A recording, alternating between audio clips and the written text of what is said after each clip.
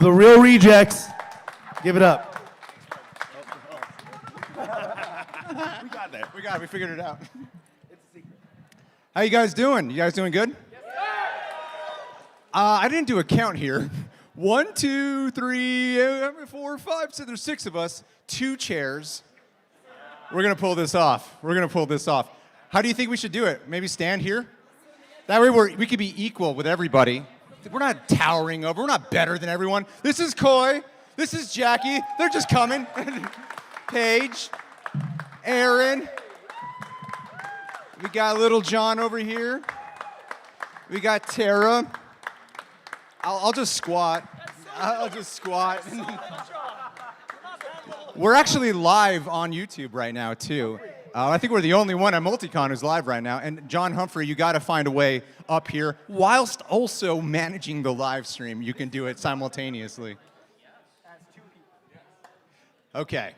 One mic, 7 people. This is going to go amazingly. I'm excited for this. Okay. All right. Good turnout. I think I just want to take this in right now and just look at everyone who's here to say hi to us. All right. Job well done. This is good. How you feeling, Jackie? It's your first time being on a panel with us. I'm feeling great. I'm really happy to be here. It's very exciting. Okay, that's good. Paige, how you feeling? Wonderful. Have you guys been watching Jackie and Paige's like Spider-Man reactions or anything like that recently? Hell yeah. Hell yeah. Okay, Thank you. Just getting situated here. All right, I guess I'll ask a question for everybody here, just to sort of kick us off. And if any of you guys have a question in approximately 2 minutes from now, I will just go to you guys and we're just going to treat it like how we do any other live stream. There's a question I want to ask everyone here that I have never asked any of you before. Since you guys started doing reactions, how has it affected because I like to think that when I started doing reactions, it made me a more emotionally in tune, expressive individual. How do you feel like it's changed you in your personal life outside of when we're actually filming? Koy, I think you want to go first. You love talking. You can go first. I do love talking.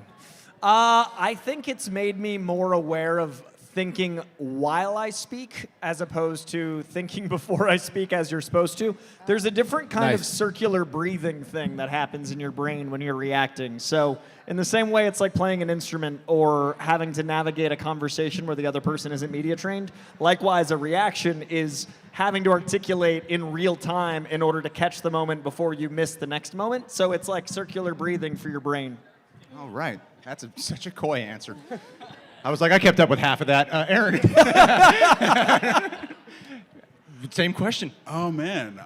So I started watching horror movies because I started watching horror movies on the channel. And I realized that I just react big in life now. So I have to like be conscious of the fact that I'm actually not on camera. So yeah, you know, it can be fun sometimes. Other times, maybe not so much. But I feel like it's made me appreciate film more because I'm able to watch so many different types of films and maybe more conscious of how I analyze them and how I take them in.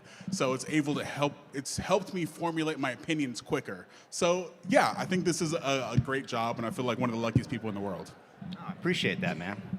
Let's skip over to, you know what, let's go now down here, and then LJ, we're going to end with you.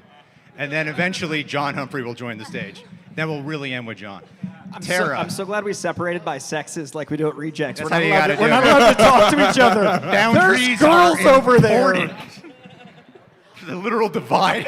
There's an actual It's a table. Like we're actually like guys. John, separates you're, us and puts you're them on our over side a little bit. Leave If you room can for move over. Jesus. That's We left actually the my room for area. John. Thank you. John's a We know boy. where John's This gonna is go where when he boy comes over go. here. Tara, Yeah, you're one of the loudest, most expressive Yeah. people in the world and loves the movie Obsession. So Yeah. how are you feeling? I'd like to say I learned nothing except that I am very self-aware now that I'm the loudest person in the room. That's about it. And I should really pull the mic away whilst reacting. That's about it. Yeah. There you go. I'd say I'm really learning that I like superhero stuff. Yeah. Yeah. I've been pretty transparent that animation's kind of been tough for me in the past, connection-wise. But I have kids now, so it's really cool to get to explore all of animation and superheroes through their eyes, too. So I'm really appreciative to the channel for that. John sits with the women. Go, John. Yeah. So, John. You did it. My man, Hello there. we've known you since first grade. Hi, gang. We've been filming together for far too long. We don't make eye contact anymore. Not anymore. No. We have to sit profile of each other Yeah. at all times. Uh-huh. How do you feel? I've never talked with you about it either. Has it affected the way you view things, or how has it changed you at all in your personal life? It just has made me freer of expression in all cinematic environments. I feel like I have like a more free-flowing, I don't know, there's something like when you put something on, I'm already like easily pulled into a story anyhow, but I've noticed that, yeah, I just feel freer to let the feeling out. When I'm, you don't really laugh that loud when you're on your own. Now I kind of have more dialogue with myself. That's true. That's true. Sometimes when I'm by myself and I watch a movie I'm so into, I'm like, I wish there was a camera pointed at me. Yeah. Because I'm like freaking out right now and no one's here to witness my emotions. Or especially like I love to go to the movie, like I like movies with other people too, but like going to the cinema on my own is fun, and like being part of a crowd, I'm less afraid to like, maybe I'm the only person laughing at this, but I'm inviting the crowd experience with me. Awesome. Jackie, you've been on here a lot as of late. How has it been changing your life, would you say? I would say I actually did, to jump off of John, I did start off as the kind of person that did talk to myself or my cat already when I watched films, so nothing has changed that much. But beyond that, I mean, I think that empathy and, connecting with other people is a muscle just like any other, that the more that you work it, the more that you will be open in your day-to-day life. So I think it's been lovely. It's had a really positive effect on my life. Damn, it sounds like you're so media trained. I love that. I was just thinking the same. It's like such an articulate. That was awesome. It's as if I gave that to you beforehand. Well, I got to go last. No. Here you go, LJ. Yeah. Now, LJ is quite possibly the most jumpy individual you'll ever meet in real life. Some people are like, no one's this ridiculous and over the top, but I'm like, nope, I know him.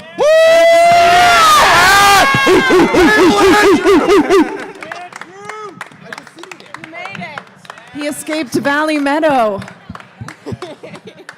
Good entrance. Nice. We were just asking everyone what they think about you, and they were all just giving super insane answers right now. It's crazy.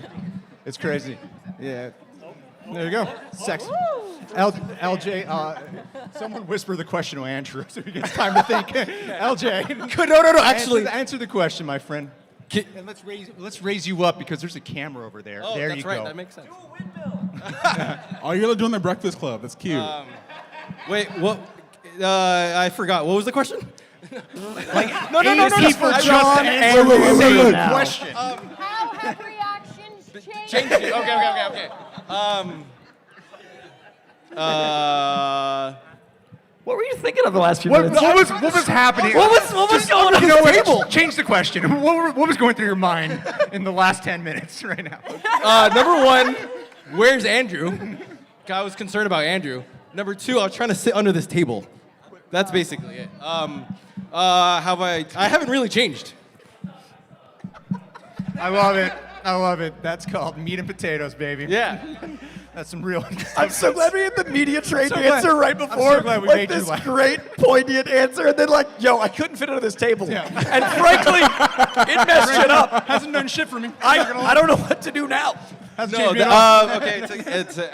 To answer it, I guess more profoundly. Like, I think the one thing I admired you guys about is you're able to articulate information right when you absorb it. Usually, when it comes to watching a movie or television or any media, it takes me some time to like conjure my thoughts. But for us to do it, react, and then to kind of review immediately after has challenged my communication skills, my self-awareness. So and ultimately the art of making art. So yeah, that's my real answer. That was a great answer, man. That was a great answer. So Andrew, did someone tell you the question? Yes, I think I heard how has being on the channel changed me. In a sense. Yes. It's mainly like how has been doing reactions affected your personal life? Has it changed any way of how you express yourself or interact with movies or people? Yeah, I'm still working on my arc, but yeah. I think I was always an empathetic person, but I think watching movies, just really seeing the dedication and hard work that goes into it, I think it's made me a little bit softer in a good way. I see the dedication and hard work that not only Greg and everyone on the team puts into what we do, but also what they put on the screen. So I think it's made me look for the more positive things in films. I used to, when I watch films, I'd still look for the positive, but I think there's other things I'd look for on the negative side, even if I didn't, adequate that out into other people. I'd say it out loud to myself or to people that are with me in my personal life, but I've definitely grown a lot softer when it comes to that, in a good way, in a positive way. I like looking for the good and stuff. So I would say I've adapted in that way for sure. Because I understand that it takes a village to make a movie. It takes a village to do what we do as well. So I don't like shitting on things.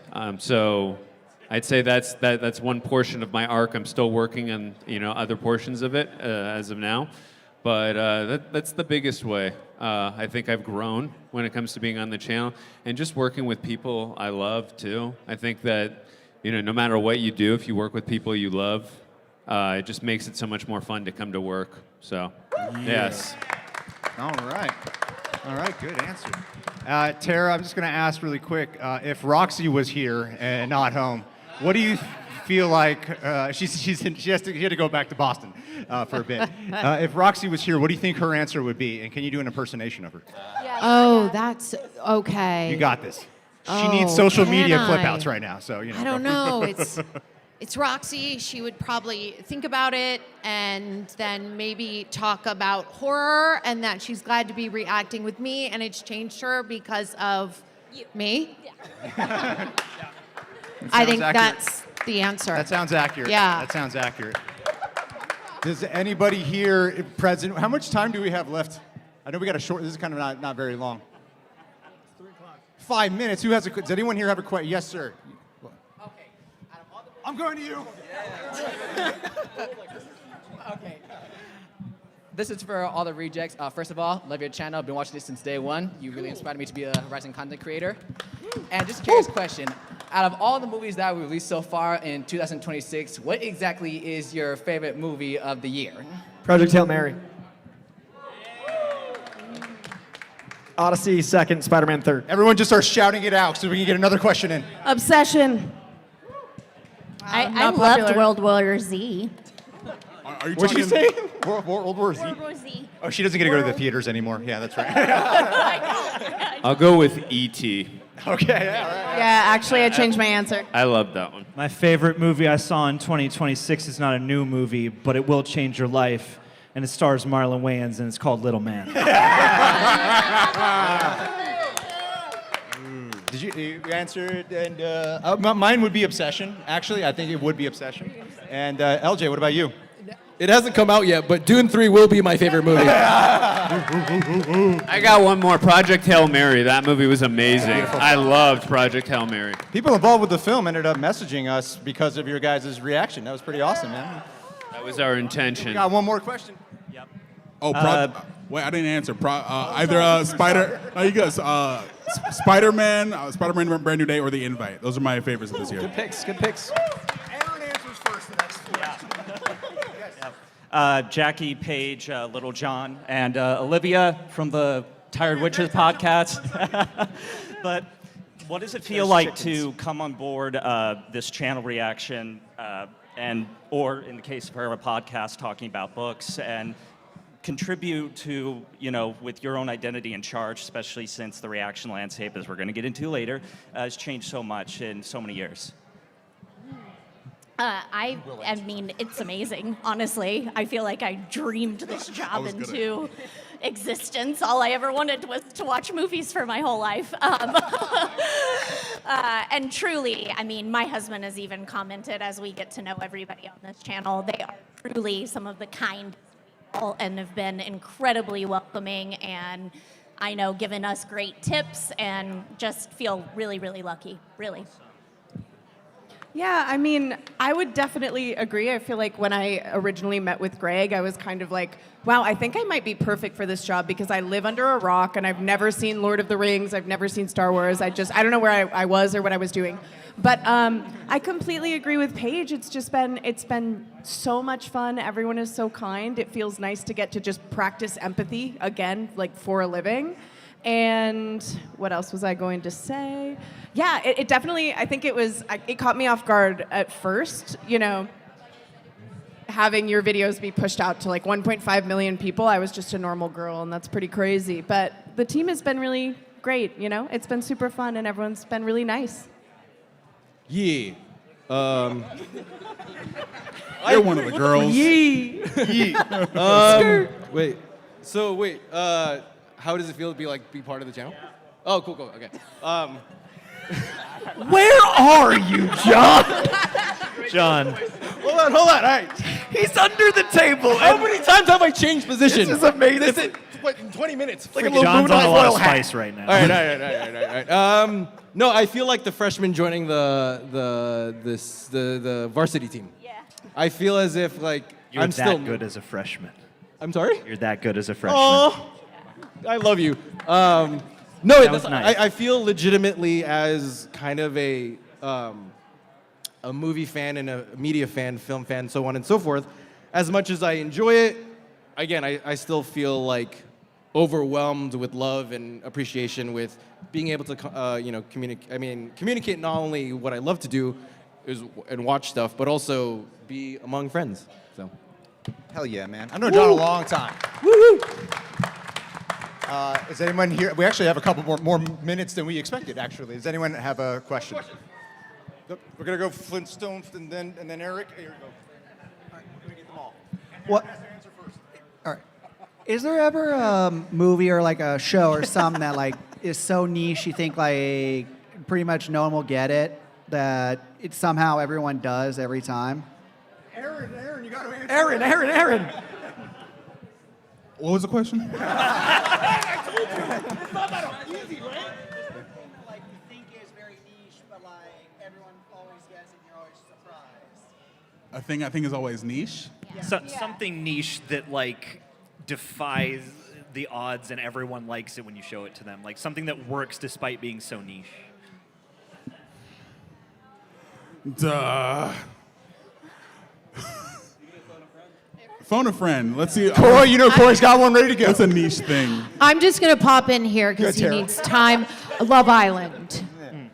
Nah, that's good. Good No, answer. wow, they took that seriously. It's a reality show about love, and everyone's in bikinis, and like they've got good bundas, and it's a good vibe, and they're supposed to fall in love, but a lot of times they end up fighting. It's niche, but it's great. And the world is watching it. Everybody loves that. So I'm surprised that all of you were like, oh, as though it was a new thing. You've got to get on board. I have kind of an existential answer. Yeah. Like, look around the room, right? Like, we have people, like kids dressed as Spider-Gwen, and there's a little Spider-Man, and there's like a soon-to-be Spider-Fan in a belly.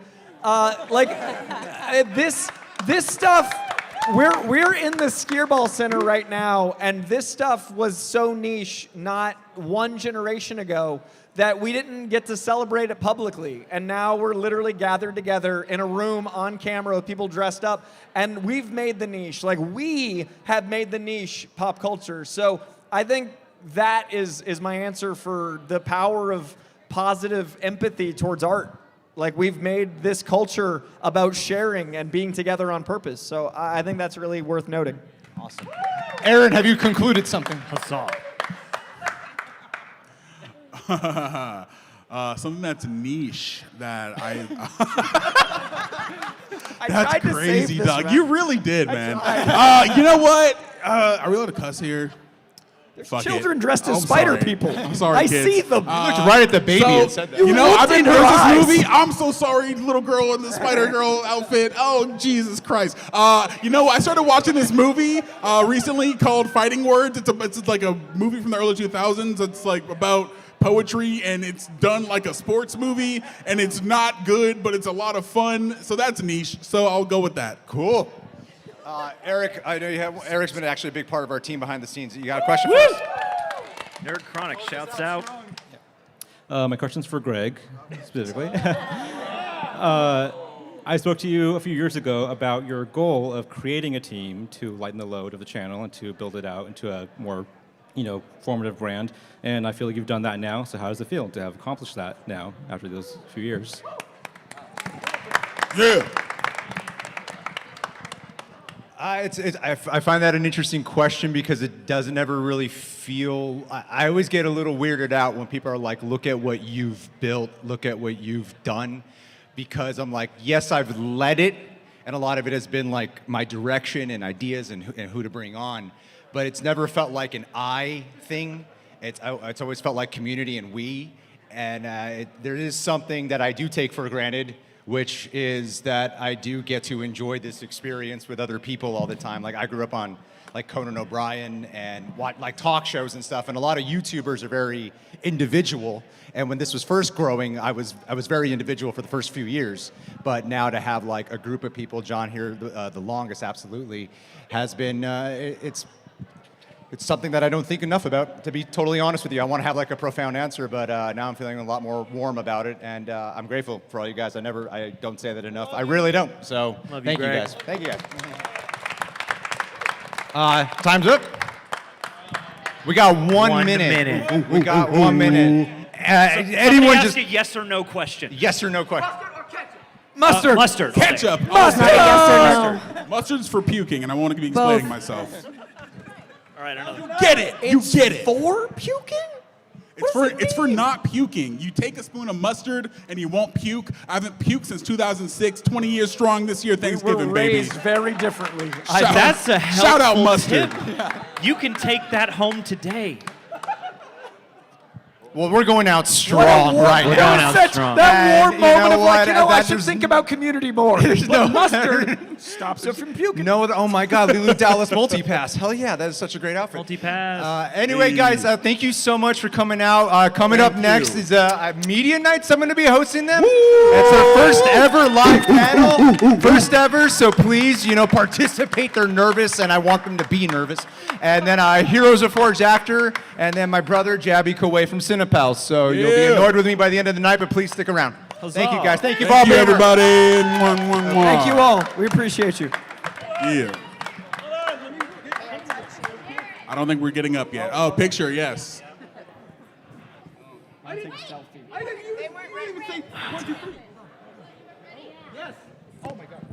I'm sitting on something. Okay. Yep. That was a microphone I sat on. All right. All right, thank you, guys. Thank you. One more round of applause for the rest of the team, guys. John will be doing windmills in the convention hall for $5. For $5, yeah. $5 a windmill. Am I just... What's that, babe? Yeah. Yes. Am I just swinging into the next one? Are we just going right into the next one? We can. We can. Uno momento.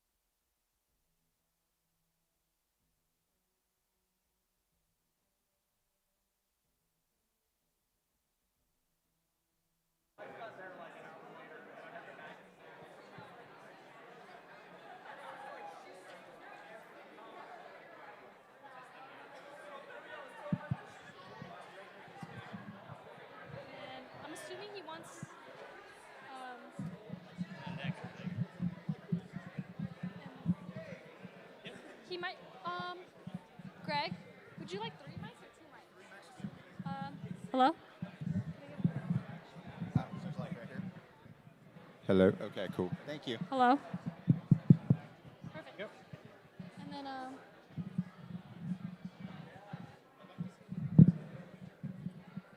I'll just give them the mic when. Yeah, we got the mics. Greg, sir? Thank you. I'll give it to Don't be afraid. Thank you.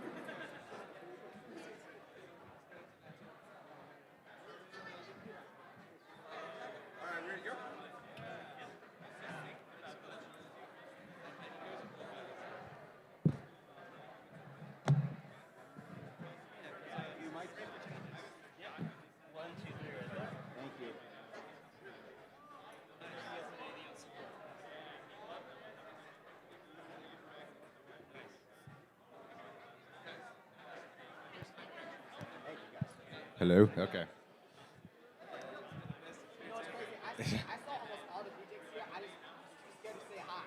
Oh, always say hi. Nah, man.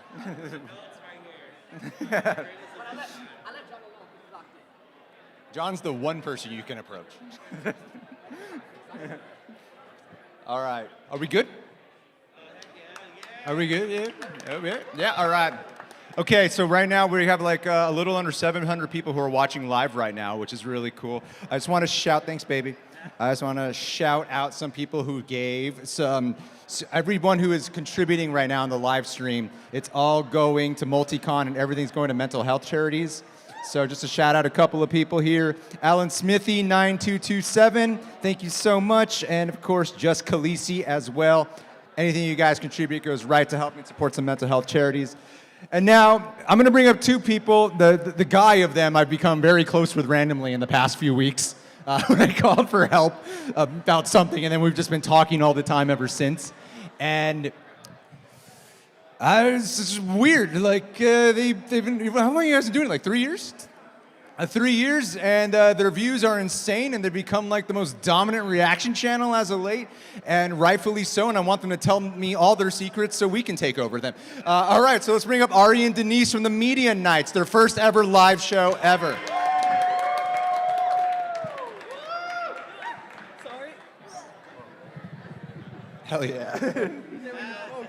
We'll coordinate this. There's 3 microphones we got, and then, okay, so you'll have the big comfy chair. There you go. While you're... I am taller than Mrs. you. gets the nice little black seat right there. Can we... Do we need to adjust the angle a tiny bit? Okay, cool. Is that Sweet. okay? Hey, guys.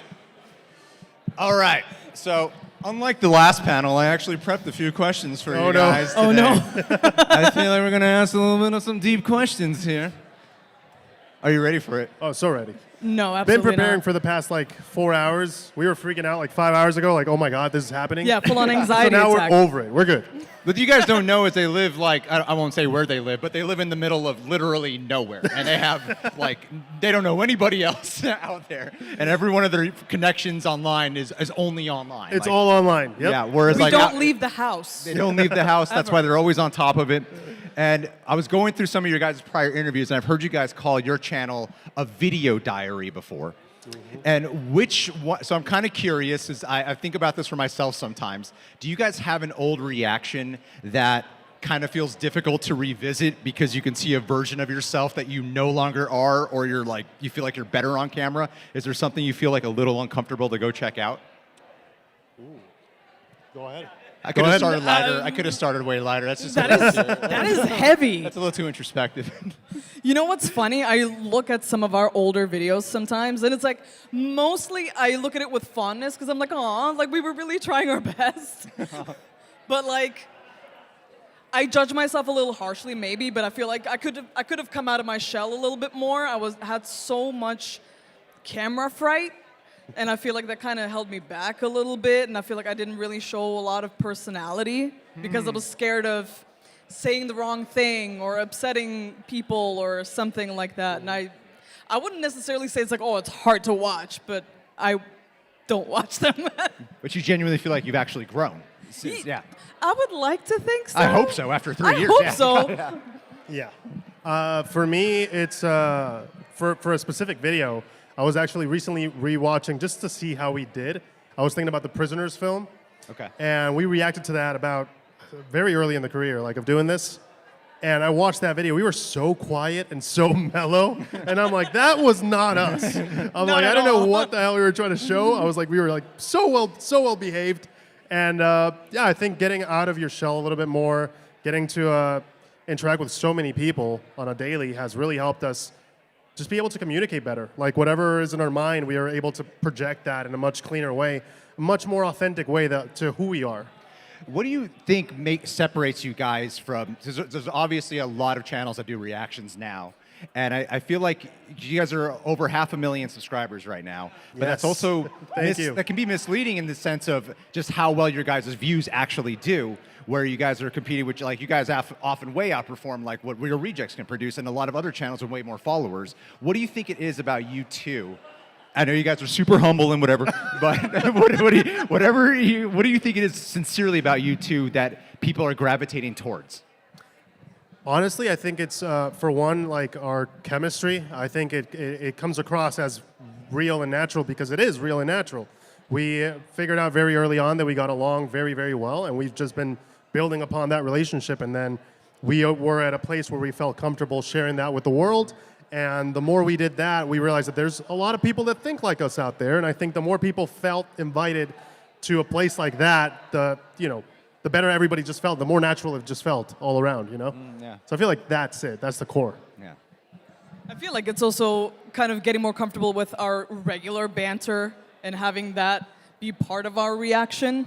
Because, again, in the older videos, you can tell like we weren't like teasing each other the way we normally would, or like the way we would like make fun of each other the way we would normally would. So the fact that I think we were comfortable enough to eventually integrate that to the reactions, I think, makes people feel like we're watching a movie all together, right? Yeah. And like that's a really cool feeling. Because I remember, looking for a reaction video, you guys, like of a movie that I really loved, and then like I would see you guys like get like super hyped up and super excited. I'm like, oh, this is so cool. It's like we're watching something together as friends, which does sound a little, parasocial if you think about it. Sure. Not in a creepy way, I promise.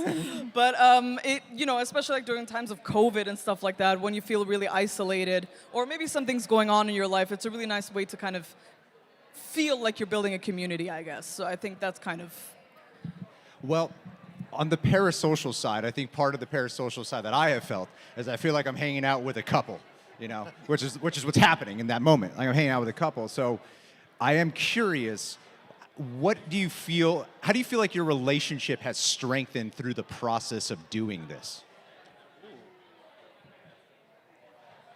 We've actually, so some of the experience that we really enjoy when we're covering a film for the channel is not actually when we agree on a film, it's when we disagree on a film. Okay. I love, because we've gotten to a place where we are able to disagree, and it can get pretty passionate and heated, but we both, like, she does not back off from her stance, I will not back off from mine, and I like seeing someone whose perspective tends to be very close to mine have such a different take on specific films. I'm like, wow, I did not expect you to have a complete 180 opinion, of this specific film or this moment or the ending. For example, she's much more forgiving with an ending that comes out of left field than I am. Okay. For me, it's like, no, you've been building up 90% of your movie for this ending. And like, if it's not that, I'm like, what the hell? She's like, no, that was okay. It's fine.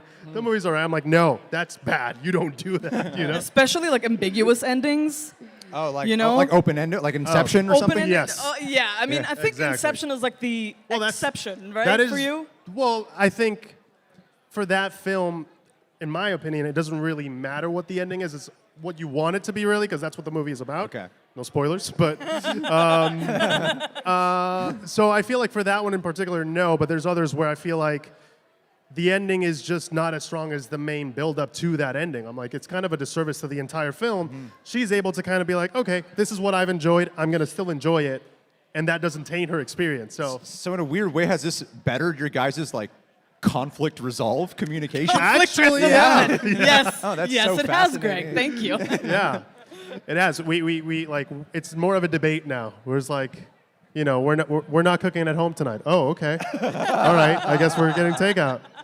You know, where to? Well, Can you guys recall an experience in any of the filming that you've done where you learned something about the other person in real time, like it was being recorded? You're like, I didn't know that about Ari, or I didn't know that about Denise. Can you guys recall any moment where that occurred? I wouldn't say like one specific moment. It's a collection of moments where I've actually seen how much empathy he has and how much he really tries to put himself in other people's shoes. I'm not like that at all. I'm like I try to, you know, be open to other people's opinions, but there's certain topics in life where I'm like, nah, that's not excusable. You're terrible. You suck. And I tend to be like pretty firm in that. So I was like, oh wow, like he's shown me a lot of empathy, like obviously throughout the course of our relationship, but actually seeing it in real time for characters that are a little harder to understand, I think seeing that was kind of cool. You're kind of cool, I guess. Damn, you got more attractive. thank you. Just a little bit. Good job. That's great. That's hard. Rare. My wife has found me so much more unattractive since doing this job. What a difference. She's not even here. I don't even know where she. Oh, she's right there. This is why she finds me unattractive. I don't even notice her in the crowd. Ooh.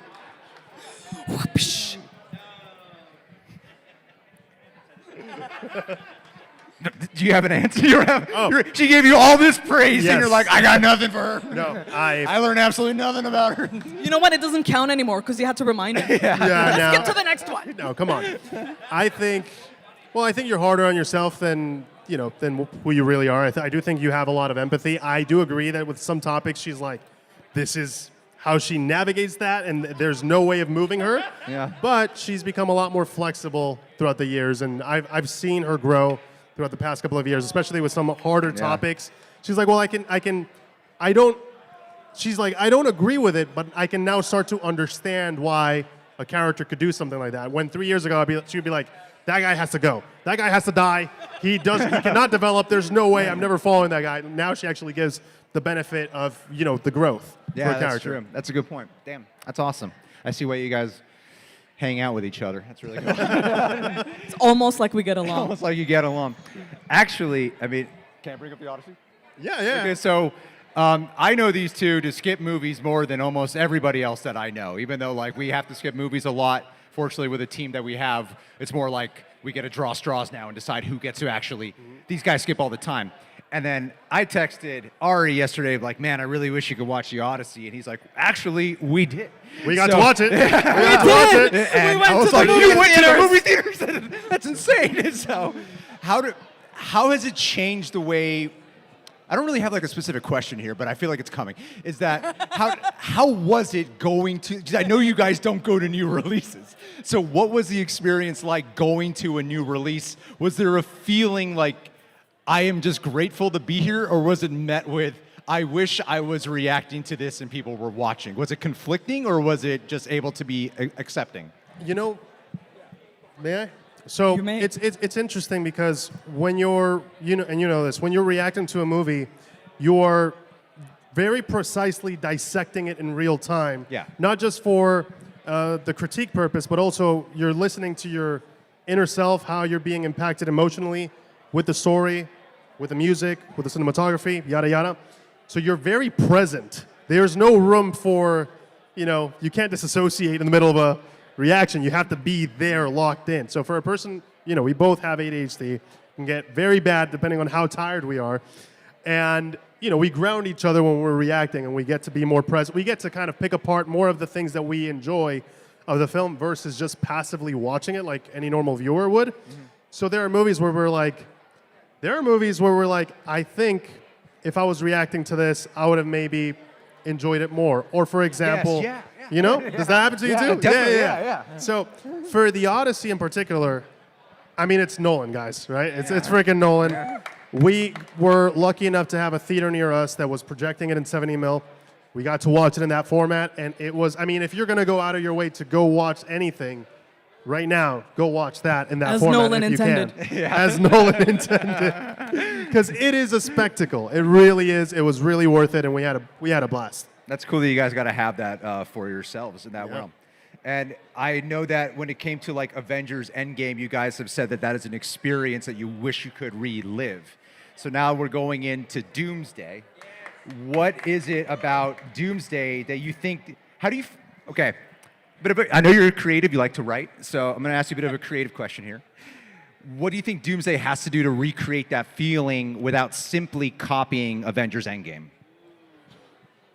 I want you to create the whole Marvel movie right now. Okay. With all 40 characters. Does everyone have like 3 hours? Because here's my pitch. Marvel, I hope you're listening. No, I think, there's this expectation because we know that Secret Wars is also coming. So I think a lot of people are expecting for it to be another Infinity War and Endgame type of thing. And we actually talked about this. I feel like the way that they should change things up for Doomsday is by actually giving us a happy ending, but it's a Pyrrhic win.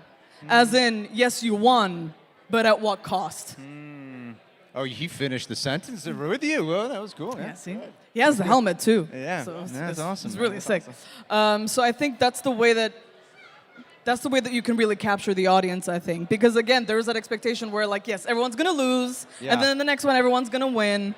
Or, like I said, you have a Pyrrhic win, and then in the next one, you just mess everyone up and just give us the saddest, most tragic ending ever. And then we're just all traumatized. Just an inverse of the experience. Wow. Right? Why is Thor crying? That is the ultimate question. That is a great question. We want to know why is Thor crying. That's true. Why is Thor crying, guys? So which returning character in Avengers Doomsday are you most excited for, like as a fan, but kind of worries you as storytellers? Oh, man. I'm very excited to see the X-Men in there, right? We saw Cyclops, we saw Professor X, we saw Magneto, we saw the big, the OGs. I'm hoping that they don't tone it down. I'm hoping that they really lean into the tone of the film. What we saw in the trailer seems very dark, and I hope that that's just like 5% of what the tone is actually going to be. Yeah. We think it's dark, we think it's here. I want them to go here. And I want us to be like, whoa, like, they're fighting each other, but this time it's not like Civil War. This time it's like, oh, it's permanent. Like, this is going to have massive consequences. And for a specific character, I mean, I got pretty hyped when I saw that shot of Cyclops in the, OG suit, finally, comic accurate suit, doing that optic blast. I was like, that, I've been waiting to see that for years, and now seeing that in live action, I was freaking out, man. Yeah. Denise? I grew up hating Magneto, and as I grow, wait, I love, hey, Whoa, wait, 1 hot second. take. Give me Canceled. 2 seconds, I will redeem myself, I promise. Because like he was like the villain, right? Yeah. Terrible. Oh, he's doing awful things. I and guess stuff it makes like sense that. to not like the villain. No, I mean, when you're a child, you don't really see the complexities and nuances. Yeah, and yeah. the older I started getting, I was like, oh, well, maybe there's a couple of things where Magneto kind of has a point, right? So I really hope that we get at least something resembling a resolution for Charles's and I'm calling him Magneto, Eric's friendship, but agreed. also, the brotherhood that is there, but also the fact that they're on 2 opposite sides of the same spectrum, right? So like that is a relationship that I hold very dear, and Magneto is a character that I actually really, really love. Yeah. So I'm just like, I hope they do it justice, because it's been how many years since the last X-Men movie? It's been years, you guys. Give us something satisfying. If it's going to be a send-off, make them fight to the death. That's a good point. That's a good point. And I want us to be conflicted too. I want us to Yeah. actually, what I really hope for is that we see it, whatever Doom's argument is for doing what he's going to do, and we go, damn, he has a point. Or yes, he is right. Yeah. It's like he's the dude that's actually right, but we have to root for our heroes, but he has a point. I Yeah. feel like that would be devastating if we have to be like, if he wins and it's like, he deserves to win because he's the one that's right in this case. That'd be more interesting than getting the same thing over and over again, You guys had a very successful trailer reaction to that. do you offhand? I know this is like one of the hardest questions for someone who does reactions to ask, but I know you guys haven't done as many trailer reactions. Yeah. What would you say though is your favorite trailer reaction or movie trailer that you've ever experienced? Ooh. Favorite movie trailer ever? Yeah, if you had of all to. time. Yeah, if you had to throw one out, or trailer reaction. Ooh. I remember, I mean, we didn't have a channel at the time, but I remember when we saw the trailer for Spider-Man No Way Home for the first time. Yes, I wish we had a channel by then, but I know. it was, we were jumping up and down alone in our apartment, you know? Yeah. That Hello Peter moment, we're like, oh my God, they're doing it. They're gonna do it. You know, we got so hyped. It was worth everything. We waited like the entire day to see if they would drop that thing. It's still one of my fondest memories of before having the channel. But I think post-channel, it's tough. It kind of just like it all blurs together. I'm like, what did we watch recently that we went like, wow, that is good? We didn't react to it, but we saw the Dune trailer. That thing looks sick, man. Yes. I'm so excited for that. I'm like, dude, the visuals there. And I mean, I was just so impressed by the consistency, especially knowing that Denis, the cinematography is not the same person. No. So I was expecting it to look a lot more, you know, a lot different than what I was used to. And it's like, oh no, it still looks like Dune, which is good. Yeah. You know? No. Yeah. That is a freaking beautiful trailer. It really is. Every time I see that one. Well, it's fun talking about the movies because, and it's like you brought up, like Tom Holland recently was saying how he absorbed so many podcasts and criticisms so that way he could make Brand New Day the best film possible in service of the fans. And so there's like a flip question I'd ask you guys then. As you've been doing this throughout the years, has there been a criticism that you guys have ever received that made you guys like think about your approach or yourself because maybe it rang true a little bit and you had to adapt and change your approach? Does anything stand out to you? So quite recently, actually, because we're very active in the comment section. We're like always there. As soon as we post a video, we like to interact with the community, like to see what people are saying. Quite recently, like a week ago or 2 weeks ago, someone was like, oh, you're rooting for this guy who's a really bad, evil person. It's like, this guy, like talking about me, right? He's like, oh, Ari always does this. He always roots for the person that you shouldn't be rooting for. And I'm like, no. We have to have media literacy. Like, it's okay to say that is bad, but I'm just What stating. movie was this? It was for Evil Dead Burn. Okay. So very recent. Okay. And you guys all seen this? Okay. Well, I'm not going to give any details. I'll kind of dance around it. But there's a really bad person in that. And at first, I know, Evil Dead. And at first, right, the first 5 minutes of the movie, I was like, wow, this seems like a very toxic situation. But let's just wait and see, because we haven't seen what that, like, previously what that relationship has been like, has done. We don't know if this is the first time this has happened. Is this a recurring thing, right? Details. Yeah. So let's wait. That's all I was saying. Person was like, oh, this guy did something extremely bad and evil, and he's saying, oh, let's see. It's like, no, I'm just saying let's wait for context. Yeah. So in that regard, I'm like, there's only so much you can, you know, at the end of the day, people are going to interpret what they want to interpret or what they expect from you most of the time. So, you know, try to be as clear as you can be, especially with opinions like this, because people, unfortunately, they tend to, sometimes, not everybody, but sometimes it happens where they see that one thing and all they can do is see in black and white, and they lack that nuance. And we try to reiterate time and time again in the channel, like, it's a story. Like, obviously, if this was real life, I would probably be reacting a lot crazier if I'm seeing someone get their head chopped off in real life than in a movie. I would be freaking out, right? So I'm like, same thing goes for a nuance where the story is there to explore these uncomfortable emotions, and we have to be honest about those uncomfortable emotions. Yeah. And it's not as easy as saying, oh, that's bad, that's good. I mean, that's very easy to do, but it's not the point of the story, right? Yeah. So I would say that would be the biggest thing. Yeah, I think the moment that he was referring to, where he was like, you know, let's give it some time, you know, characters, we got to see, you know, we got to see the whole picture. And I was like, no, that is a terrible person. I was already locked into it. In my defense, I've been burned before by making quick judgments where I'm like, oh, he's a bad guy for sure. Yeah. Bad person. And then there's like a whole plot twist mid-movie and you're like, oh, shoot. Yeah. Now I look like an a-hole. Well, I think one of the things that we get a lot is that people say, oh, you guys love every single movie that you watch. You don't hate anything. And it's like, okay, well, no. We like to give our criticism with following a trend here with as much empathy as we can, because as the rejects just said, right, like it really does take a village to make a movie. And like if I'm not going to say it to this person to their face in that exact same way, I have no business saying it in that way safely behind my little screen. You know, that's not the type of person that I am, and that's not who he is either. Like we want to say things in a way where, yes, this is our opinion. We didn't really love this all that much, but we try to compliment sandwich it a little bit as much as we can. And like, we're never gonna be, sorry, I'm speaking for you as well. You feel free to interrupt. Go ahead. So far, so good. So far, so good. Thank you.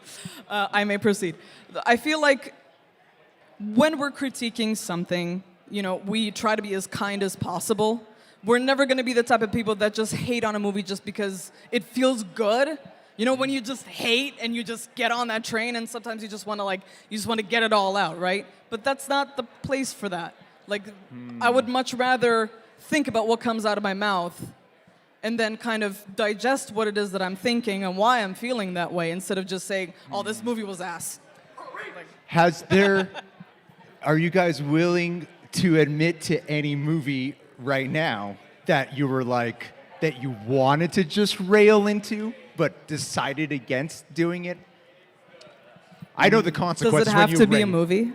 Or show? Yeah. What is there something that like you experienced? You're like, this is my approach, but I do want to rail into it. But I'm not. You know what I'm about to say.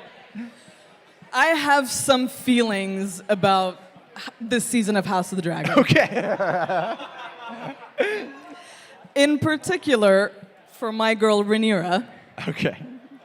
The rightful queen, okay? Come at me in the comment section. I won't say anything just in case there are some people that are still catching up or whatever, but I'm not loving the characterization. I'm not loving the writing. And I'm being a lot more... I'm trying to take a page out of his book, actually, where I'm like, you know what? Let's let it play out, right? Let's see what the only season one finale episode to brings. go. There's only so much It's they can do looking in one great. episode. Yeah, I think that's it for right now. That all I can think of. I feel you on that. My wife and I have two very different reactions going on into that now. I can't. It's been a while, so I can't remember exactly how our conversation after watching it was on the channel. But I remember not being 100% pleased with it, and that's for The Last of Us season 2. I am a massive fan of the video games. I think it's a great story. Part 2, people. It's very divisive. I understand, and it's supposed to be that way. It's supposed to be a story that's hard to consume, that puts you in a tough place, right? And you have to really make hard decisions. And I really enjoyed that about that story. And I think for the live action, they really diluted a lot of decisions that I wanted to see them commit to. I'm like, if you're gonna do it right. And there's episodes that I think they absolutely nailed, like that specific moment in part 2 that we all know. I think that moment was like 1-to-1.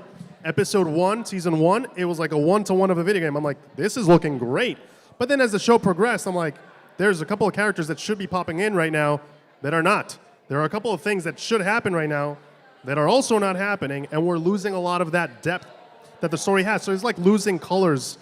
You know, you had a beautiful rainbow, and now we're just stripping colors away, and then you're left with a very because you're trying to make it more monochromatic- palatable. Yeah, and then you end up with a very monochromatic version of what used to be a very cool story. So that's my answer. I'd agree with you, man. Last of Us 2 is my favorite game of all time, despite how Ooh. divisive It's it is. amazing. It's very divisive, but yeah. What's our? I have not paid attention at all to the time. How are we on time?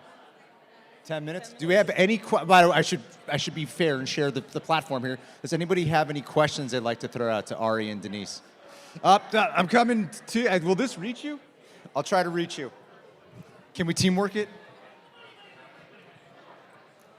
Hi. Hi. Congrats on your first live show. You guys are doing amazing. Thank you. Thank you. I was curious, as digital creators, how do you guys feel about the wave of digital creators that are coming into film, like with Obsession and Backrooms, and how is that affecting how you navigate as, like with your craft as filmmakers, like how is that affecting the way that you navigate and move?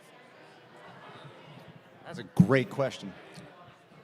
He didn't hear any of it, by the way. Yeah, it was tough to hear. I'm so sorry. We tried. Try a different mic. So- I was 'Cause like, I really wow. want to And hear I the turned to question. you guys, you're like, oh, what is that? The question was about, like, with Obsession and Backrooms. I think you just asked it so much better than me. With the digital, I actually know a little bit what they'll answer here. Is this better? Can you hear Yeah, me? yeah, yeah. Whoop.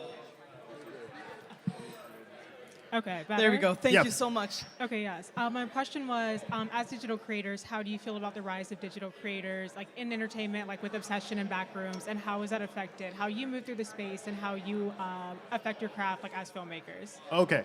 So your question is about content creators going into filmmaking right now and how that's become very popular, and how do we feel about that moving forward? Yeah. It's And awesome, dude. You're So- you're aspiring I love that filmmaker, question. Thank you. director, and writer as well. So yeah. Yeah. So some of you know this, some of you don't, but our objective throughout this entire time doing this is not just that. I mean, obviously we have this. It serves as a diary for us, a video diary, but it also has taught us so much about creative decisions when it comes to writing, when it comes to the technical aspect of movies, practicals, CGI, like everything that goes into it. We've been able to learn so much about it and seen so much behind the scenes, and now being able to see people that come from YouTube that started, with their creativity, doing something small that they could actually afford to just shoot first without having to worry about success and do something they were passionate about. You always hear it from a lot of, like, especially filmmakers that have YouTube channels or cinematographers or people that want to show and teach the technical side of it. Everybody will say the same thing. It's not about the gear, right? When you're filming something, it's about the story. So seeing that come to fruition through exponential, development of storytelling, through putting a lot, like for example, Kane Parsons, putting so many shorts out there before he even got to Backrooms, and using all of that expertise by the time he got to Backrooms to actually deliver a really compelling feature film, or in the case of Obsession, which is so cool to see someone that comes, that has that comedic background. The thing about comedy is that it's probably one of the hardest genres to get right, but it teaches you a whole lot about timing, and how easily adaptable that is to horror is insane to me. And seeing that with Obsession, it was blowing my mind. And it's very inspiring to see that creators are able to make that leap now. Markiplier also had his movie with Iron Lung.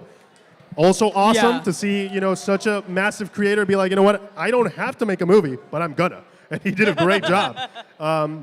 So, it's definitely opening up those doors, and I think it's important for other creators like us. It's definitely inspired us a lot for what's to come, to see that it's possible and to see the scale that you could achieve by doing so.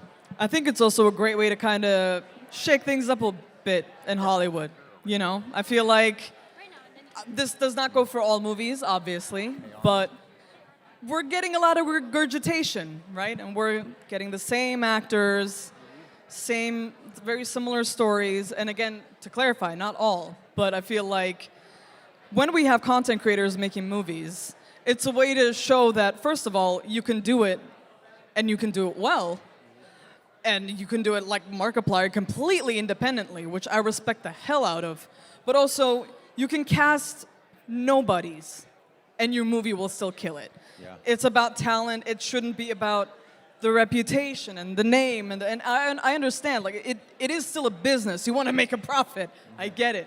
But I feel like we need to widen that door just a little bit more for other talent that is out there. And that's not just actors. That is directors, writers, so many people that are so talented that don't have the privilege of having so much money or being a Nepo baby that they can just do it. And again, if you're talented, the Nepo baby title does not matter at all. You're talented. But I like seeing more and more people coming to the forefront that, they understand what it's like to struggle.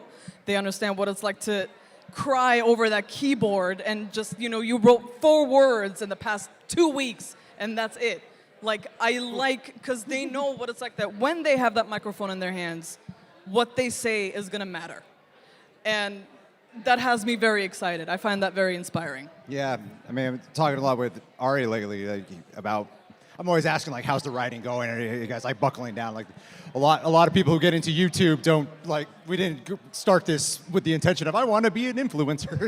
Yeah, no, definitely not. Sort of happened. So I'm going to get this question from you, but I've been asked to do one thing. Oh my God, that guy looks just like Reed Richards, Pedro Pascal. Oh my God, iconic. I got hey man, my God, he looks just like him. It's fucking nuts. They wanted me to mention that the Hey Arnold panel is happening on the main stage right now. But if you guys want to go check that out, at the same time, I went into their parking spot earlier and I had to move. So, you know, if you don't want to go, you don't have to go. But you should go if you want to go. I'll say that too. You had a question, sir. We'll go to you. Testing. All right.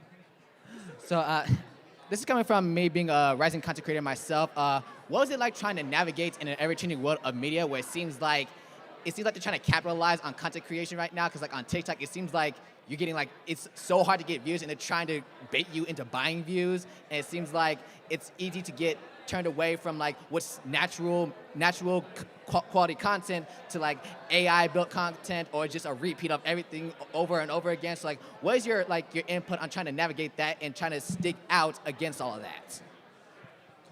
That is an excellent question. So it's how AI is affecting right now all different platforms. I mean, it's going to sound a little corny, but I think it does come from a real true feeling. I do think you have to stick to authenticity. I think having those rough edges, they make you who you are, and I think showing that and being vulnerable and allowing people to see that in you is what makes it valuable to begin with. Is what makes people feel like, oh, I'm getting to know you slowly. I can understand who you are, or what your drive is, or what you're fighting for, or what you're talking about. And you can go a little bit deeper than just, talking about what you're saying. Just by showing, just wear your heart on your sleeve, man. I think that's how you fight artificial anything, right? Like, everything is so, it's so filtered nowadays that, you have to be a bit more, just be rough, be honest, enjoy what you're doing, and be happy while doing so. I think for me, that's the main thing. Yeah, I mean, listen, I'm not saying all AI is evil, just to clarify. Skynet. But Skynet, I mean, listen, we see how that works out. Be nice to ChatGPT. No, but I think the imperfections, like you mentioned, is what makes art, right? When you listen to, for example, music from the 70s or the 80s, the sound, the voices are not nearly as polished, and it sounds so much more real because of that. And you also see it in movies from the 70s or the 80s, and like a lot of Steven Spielberg does that a lot, where you have a group of people sitting around the table and they're all speaking over each other at the same time. And can you hear each and every line of dialogue clearly? No, you can't. But guess what? You're actually immersed. You're turning off your brain and you're turning on your intuition, your feeling, your heart, and you're perceiving the movie from a different place, right? And I think that's something that we need to hold on to desperately. Feelings are not a bad thing, right? Let's cut the BS when it comes to being nonchalant. Let's be chalant. And that's what separates us from AI. Yeah. It is the imperfection, it is the flaws that truly make something what they are, right? And I feel like I like seeing more of that, It's the imperfections, and that's what I'm looking for. Beautifully in art said. in general. Beautifully said. You guys did excellent today. Great. Now we can walk off stage to have a heart attack right now. Thank you. In 5 minutes. Yeah, I'm about to go off stage and puke. You guys, I was so happy that you guys showed up for this, your first ever live anything. Apparently, they've never even done a live stream before. So no, this their is the first ever live thing ever. Yep. And speaking of which, want to shout out ICI's 23, Tom Place 5981. Hey, somebody came in while you guys were talking, and Angel Genorio 9542, Christian Unpronounceable. Wow, so many. Irlo 1. Oh my God, you got a lot of fans in here. No one. Heck yeah. 4. So JP, Elliot Bullock, Cam Franco. You guys should do live stream sometime. Nick Adog, wow, and Brett Buchin. Thank you guys. Everything you guys contributing to the live stream right now is all going to Multicon, going to mental health charities. We are booming right now. So thank you guys so much. Ari and Denise Media Nights. Thank you both for showing up. Thank you so much, guys. It's been awesome. Thank you guys.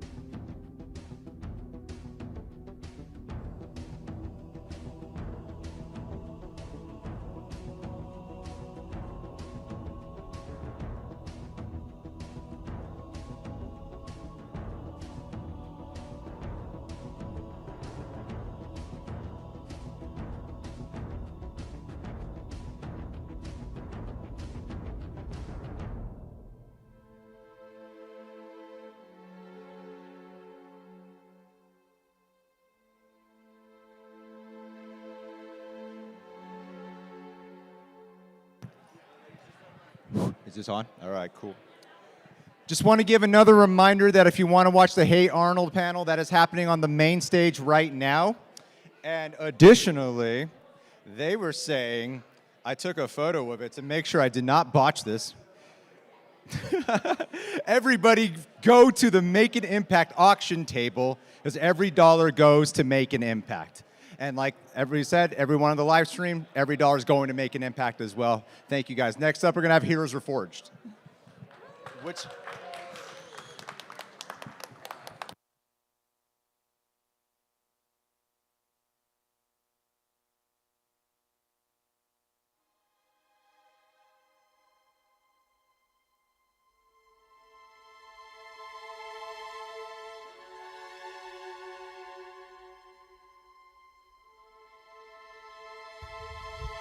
Double Dunkirk.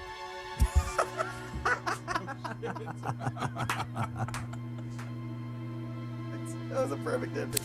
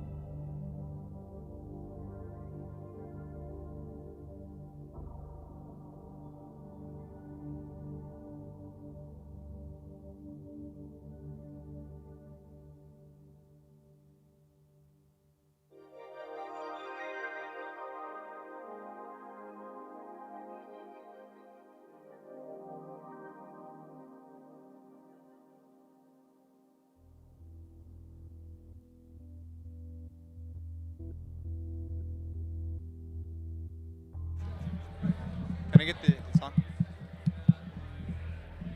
Hey, Joe. You hung up on me yesterday without saying bye, and I'm never going to forget that. I remember that feeling. Joe has never been short with me, and he was short with me yesterday. And I'm going to be like, I'm now every time I look at you, I'm like, he might get mad at me for calling him. I will be haunted by this forever, Joe. Guys, Multicon has been a crazy event. And next up here, again, live chat, how you guys doing? Everything you guys contribute is going directly to make an impact, meaning everything's going to go to mental health organizations. So many of you guys have already contributed. The Real Rejects panel happened. We just had Media Nights do their first ever. Next up are three amigos who are not fully paying attention. Pay attention. Pay attention. Gosh. They challenged me to say their names correctly. So here we go. These guys are heroes reforged. We got Adam Hlavac. Adam Hlavac. That checks out. Agustin something or another. There you go. I'll sit here. I'll sit there, yeah, I guess. Okay. And then Hector Navarro. Yeah, I got that right. Yeah. Nailed it. All right, where would you like I guess here. I'll go right here. Or no, all three together. We'll make more sense. Do that. Yeah, let's do that. Here, let's switch with you. Okay, great. Thank you. Wow. This chair was made for tiny people. Let's get the tallest guy on the shortest Great. chair. Do you want to sit on this chair? No, I'm good. You good? Okay. Can you remind me how long have you guys have known each other for? Oh my God. Oh, Lordy. Oh Lord. 15 years. Together as a group? Yeah. About 15 years, but this is a tale as old as time at this point. Hector and I met in 2005-ish, 2006-ish? 2006. Yeah, we went to school together. I was in an improv class. We were going to an animation school. In college. Yeah. And it's the perfect class to meet Hector in because Hector's an amazing improver. We got in a group together, and then the class was over, and I thought I'd never see him again. We didn't really become friends at that point until I got my first industry job. And then Hector was the guy giving me my 3D stereoscopic test. He's like, "Can you see this?" Wow. And I saw him, and I was He like, was an optometrist. he was an optometrist, yeah. He was just checking. Yeah, he hired me for my first big gig. Yeah. And then after that, we just became good friends. And then Adam comes and sits next to me at that same stereographer VFX job. And Confused everyone because everybody was like, Adam. Augustine. Nope, not everybody quite. called me Adam, yeah. And so ever since then, we all moved to LA and then started the YouTube thing, and then we've been here, and now we're here with you. I hope I got this right. So I have superhero news, hyperheroes, and now heroes are for Don't remind me, Greg. I'm Don't just trying to make sure I'm getting all these timelines down. Yeah, R.I.P. All that content from Superhero News was deleted recently. You forgot the film pundits. Film pundits. Oh, Okay. well, that's a little. See, we know. We have one hardcore fan. Oh man, that's how you know you've been with us for a long time. What would you say has changed the most about your friendship during this time, and what would you say has never changed during this time? Oh, wow, that's actually a very good question. Great question. I would say I trusted and knew both of these guys pretty early on in our relationship. Like, I feel like I'm a really good judge of character. Adam and I had become pretty good friends sitting next to each other during long hours at work, so we really got to know each other. And then Hector was a lead supervisor, so he didn't hang out with us too much at work. And so after we all just kind of got to know each other, I feel like over the years, everything that I believed about them at the very beginning still stays true. Like, they're just good guys. Yeah. We wouldn't be together and working together for so long if there was anything that was big and massive or has changed in between us, because we all know each other fairly well. We've spent a lot of time with each other, more time than sometimes our significant others. That's how it goes. Through tough times too, because it hasn't been completely easy. I'm sure you know the difficulties of running a channel and doing all of this stuff. But yeah, I wouldn't say a lot has changed. But like I said, all the stuff that I knew about them is just stronger every time. I love these guys. I think the relationship we have, our friendship, has remained pretty solid. Yeah. While the worlds around us totally changed. We went from Yeah. working Yeah. together in the post-production industry to then YouTube stuff, and then everything going really good, and then everything kind of crumbling, and then, relationships, family, all this other stuff. Yeah. But this Going to Europe together. Getting hammered. Getting That's hammered. right. So yeah. Also, by the way, thank you so much for having us. I didn't get to tell you earlier. Thank you. I don't know Thank if it was you, a Greg. weird time to This say is- that. We're honored to be You here. fit in so perfectly. He's got the beard Yeah. and the glasses. I know. You look like one of us. I look like one of you guys.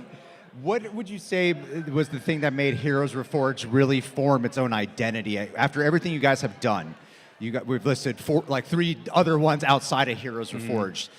Was there a particular video that you guys had done where you're like, you know what, this is actually really our own staple right now? I think Honestly, Adam's the best even one to outside answer. of a video, this is the first time that we had complete, total, 100% control over everything. Because before, the other stuff that we were doing, it was all owned by other people, and we were contributors to it. And there's pluses and minuses to that. I think in our experience, there were more minuses to that. So I think with Heroes Reforged, the exciting part was this is completely ours. We don't have to answer to anyone. We can do whatever we want. And if we're doing something that we're not enjoying, let's change it up. Let's do something else. But then the big thing for us was we had never done TV show reactions, ever. Or really any reactions besides That's true. trailers. Right? Yeah, That's trailers it. was the big thing. And I thought, well, let's try it with Mandalorian and see if it works. And it popped off pretty quick. So I was like, okay, there's something here for us to mine and experiment with. Have you seen that show? Yeah, it's You ever heard yeah. Star Wars? Pretty good. It's a pretty good show. It's pretty good. It was like a movie. It's like The show was more like a movie than the movie was. Yeah, true. Hey, that's a good idea. They should do a movie. should do that. Just take like Son of a bitch. half a season and put it into one movie. Smart. So you guys had all this industry experience beforehand and all this other hosting stuff, but like you said, you had never done reactions. And I know what it was like when reactions were first a new thing Yeah. and what the optics and stigma was that a lot of people have forgotten about. So I'm curious, and we can start with you, Hector. What was your preconceived notion of what reactions were like, and how has it changed since doing Heroes Reforged? Oh, you have really good questions. That's a really man. good These are question. That's really actually good. not on this list. What? Are you serious? Yeah, I have like 20 questions, but that's not one of them. That's a good one. We don't deserve that many questions, man. That's so kind. That's We're so too nice dumb of to you. answer this, but go for it, Hector. Oh my God. I think when we started, I had watched a lot of YouTube reactions of stuff, and my appeal, the thing that appealed to me was, especially with younger people, because we're old heads, but I love seeing young people that it's like the main one that have never seen Star Wars, and they hit play, they're like, okay, I guess I'll watch it. And the best thing is when they get won over, and by the end of it, they're like, that was great. And you as a fan, you go, yeah, I'm so excited about that. So that's the most appealing thing, I think, to me. And then once we started doing it, I always try to keep that in mind. I try not to yuck anybody's yum. There's been times where some things have come up and it's been like, hey, should we watch this? And oftentimes it's me, sometimes it's other of us, and we go, maybe not, because I know I don't love that, and I don't want to put a camera on me and go, it's not my fit. I don't want to yuck anybody's yum. So I think since doing them, I really appreciate, it's a tricky balance to do this, be a hype person, be a fan, but be genuine and sincere and share your own thoughts while still acknowledging when something's good, being realistic if something's not great. It's tough. It's a tough balance. It's not, and it's also putting yourself out there. And, yeah. It's also tough to do all of this and not try to overthink it, because you're just like, I'm just going to watch this thing for the first time, and I'm filming myself. Here's how I'm honestly reacting to something. It's hard because you're calculating a bunch of stuff in your head, everything I just said. I don't want to piss anybody off. I don't want to yuck anybody's yum. I want to be honest. I want to talk about this critically or passionately or whatever. So I think there's a lot of stuff that I've grown to appreciate since we started doing them. And yeah. That's a good question. For me, what's really changed is not necessarily like our process, but for me it was figuring out that somebody would listen to me. Like I came from a very small town. I never thought that I would have any kind of a platform, any kind of a voice, nothing. I had no goals to be on YouTube, to have any of this that we're doing now. It was just me and Adam just having fun, and I was like, yeah, that might be fun. It might be okay. And then suddenly, like, I'm put in this position where people are listening to me, and I'm just like, oh, wow, like, what I say really kind of does matter. And so I'm not saying it like in a braggy kind of way, but what I'm trying to say is that anybody can bring their voice out and like have an opinion and be heard, and everybody's opinions are valid when it comes to this kind of thing. Because if I can do something like this, absolutely any one of you, anybody out there, you guys in the audience or anybody on the live stream can do something like this. And we've heard stories of people actually starting their channels because they were inspired by us, which is I used crazy. to watch you in middle school, and now I'm a dad. Yeah. I just went to Universal Studios on Tuesday or Monday, I don't know, and I ran into a guy. He's like, dude, I've been watching you since I was 17. Wow. And he's like, I'm 87 now. And I'm like, oh my God, I'm so old. But really, it's been like more of a personal change for me because, like I said, I never looked for any of this, but I'm super happy to be here now. I'm super happy to contribute to this team and your guys' team in this event and everything. Like, I've seen my voice here, and I appreciate my voice, and I want to let everybody know that you also can contribute in a way, in your own way, whatever you feel comfortable doing. Honestly, like the whole thing with reactions that I thought was really appealing was the fact that we had so much production experience, and he will not stop trying to pose toys for the entire panel. I know. You put toys in his hands, he's not here. I think that was the interesting part, was figuring out like what's our angle, what's going to be like the unique thing that we can potentially give an audience if we were lucky enough to build one. And I think it was the fact that we were working on so many Marvel movies. And it was also like a tricky balance of like working on Marvel movies, but having a YouTube channel and not letting things slip that we're not supposed to be talking about. That was complicated. Like, we know the ending to Doomsday. It's crazy. Yeah, we worked on it in 2000. Perfect example. And if you donate right now. Perfect example was when we were working on Age of Ultron, we knew that Vision lifted the hammer, Mjolnir. Cool. And to avoid talking about that and still talking about the movie with excitement, that was a really tricky thing, web to navigate. So I think that's what was kind of fun when I saw, you and John, I've been watching your videos since I think 2013, 2012, long time.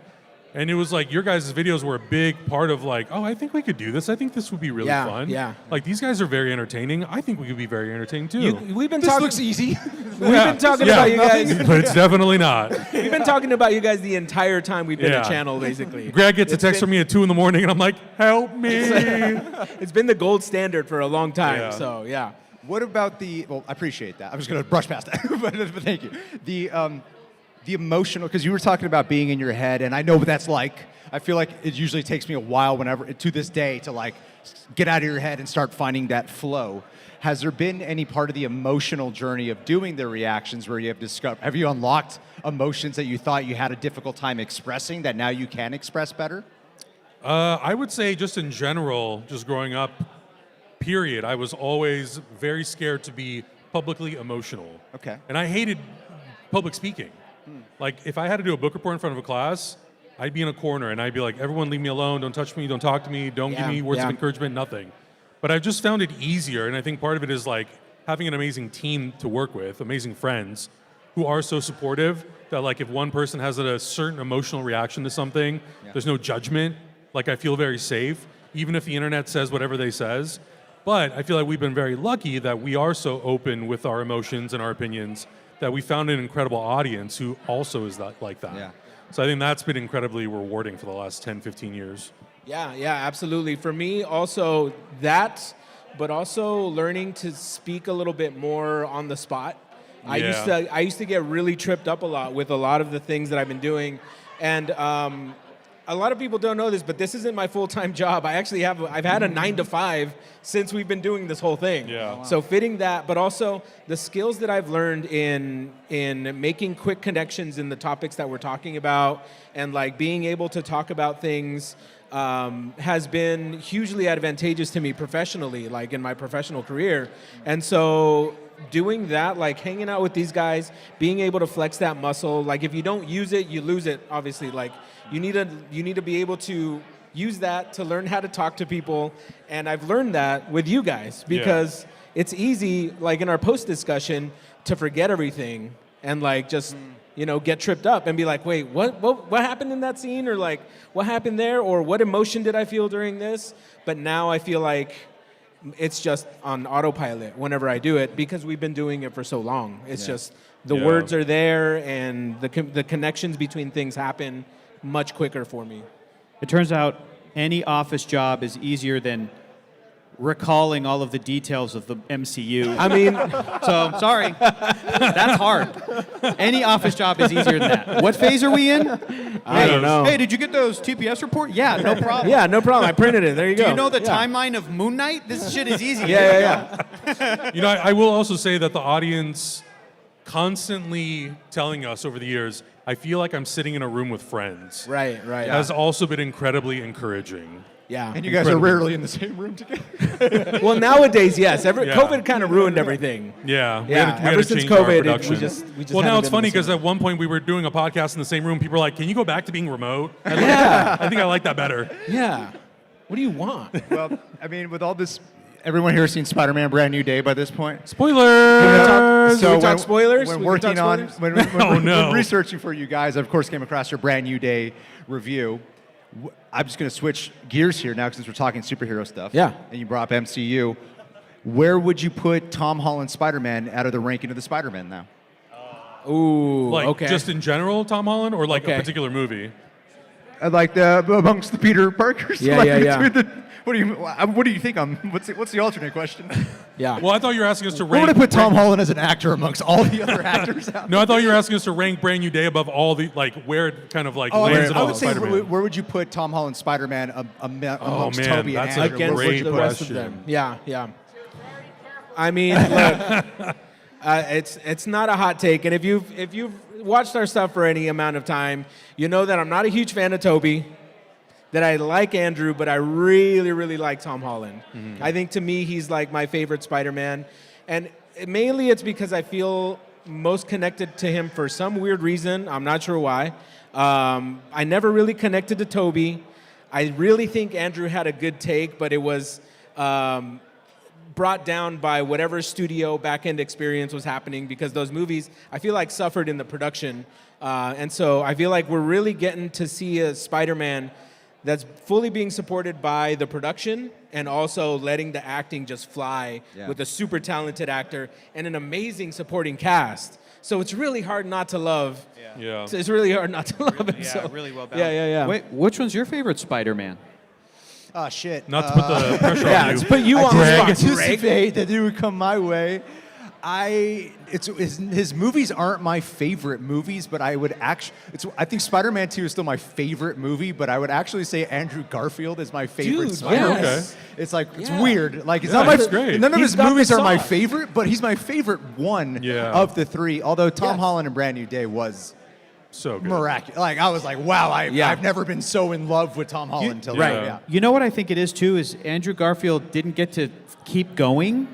So in a way, he's the most underdog of all of them. Yeah. Which I think makes Underdeveloped, underutilized. makes me think of Peter Parker. That's the Right. most underdog thing. Is it like he got basically replaced without his I guess so did Tobey Maguire, but he did 3 movies and so that's I don't Yeah. think that's a hot take. That's a good take. Yeah. Oh, I've been reading Ultimate Spider-Man, and I'm always like, this feels like Andrew Garfield okay. to me. Yeah. I feel like I'm very nostalgic for Tobey Maguire because my first job was working at a movie theater literally a week before Spider-Man 2 opened. Wow. So that's such a big part of my like teen years.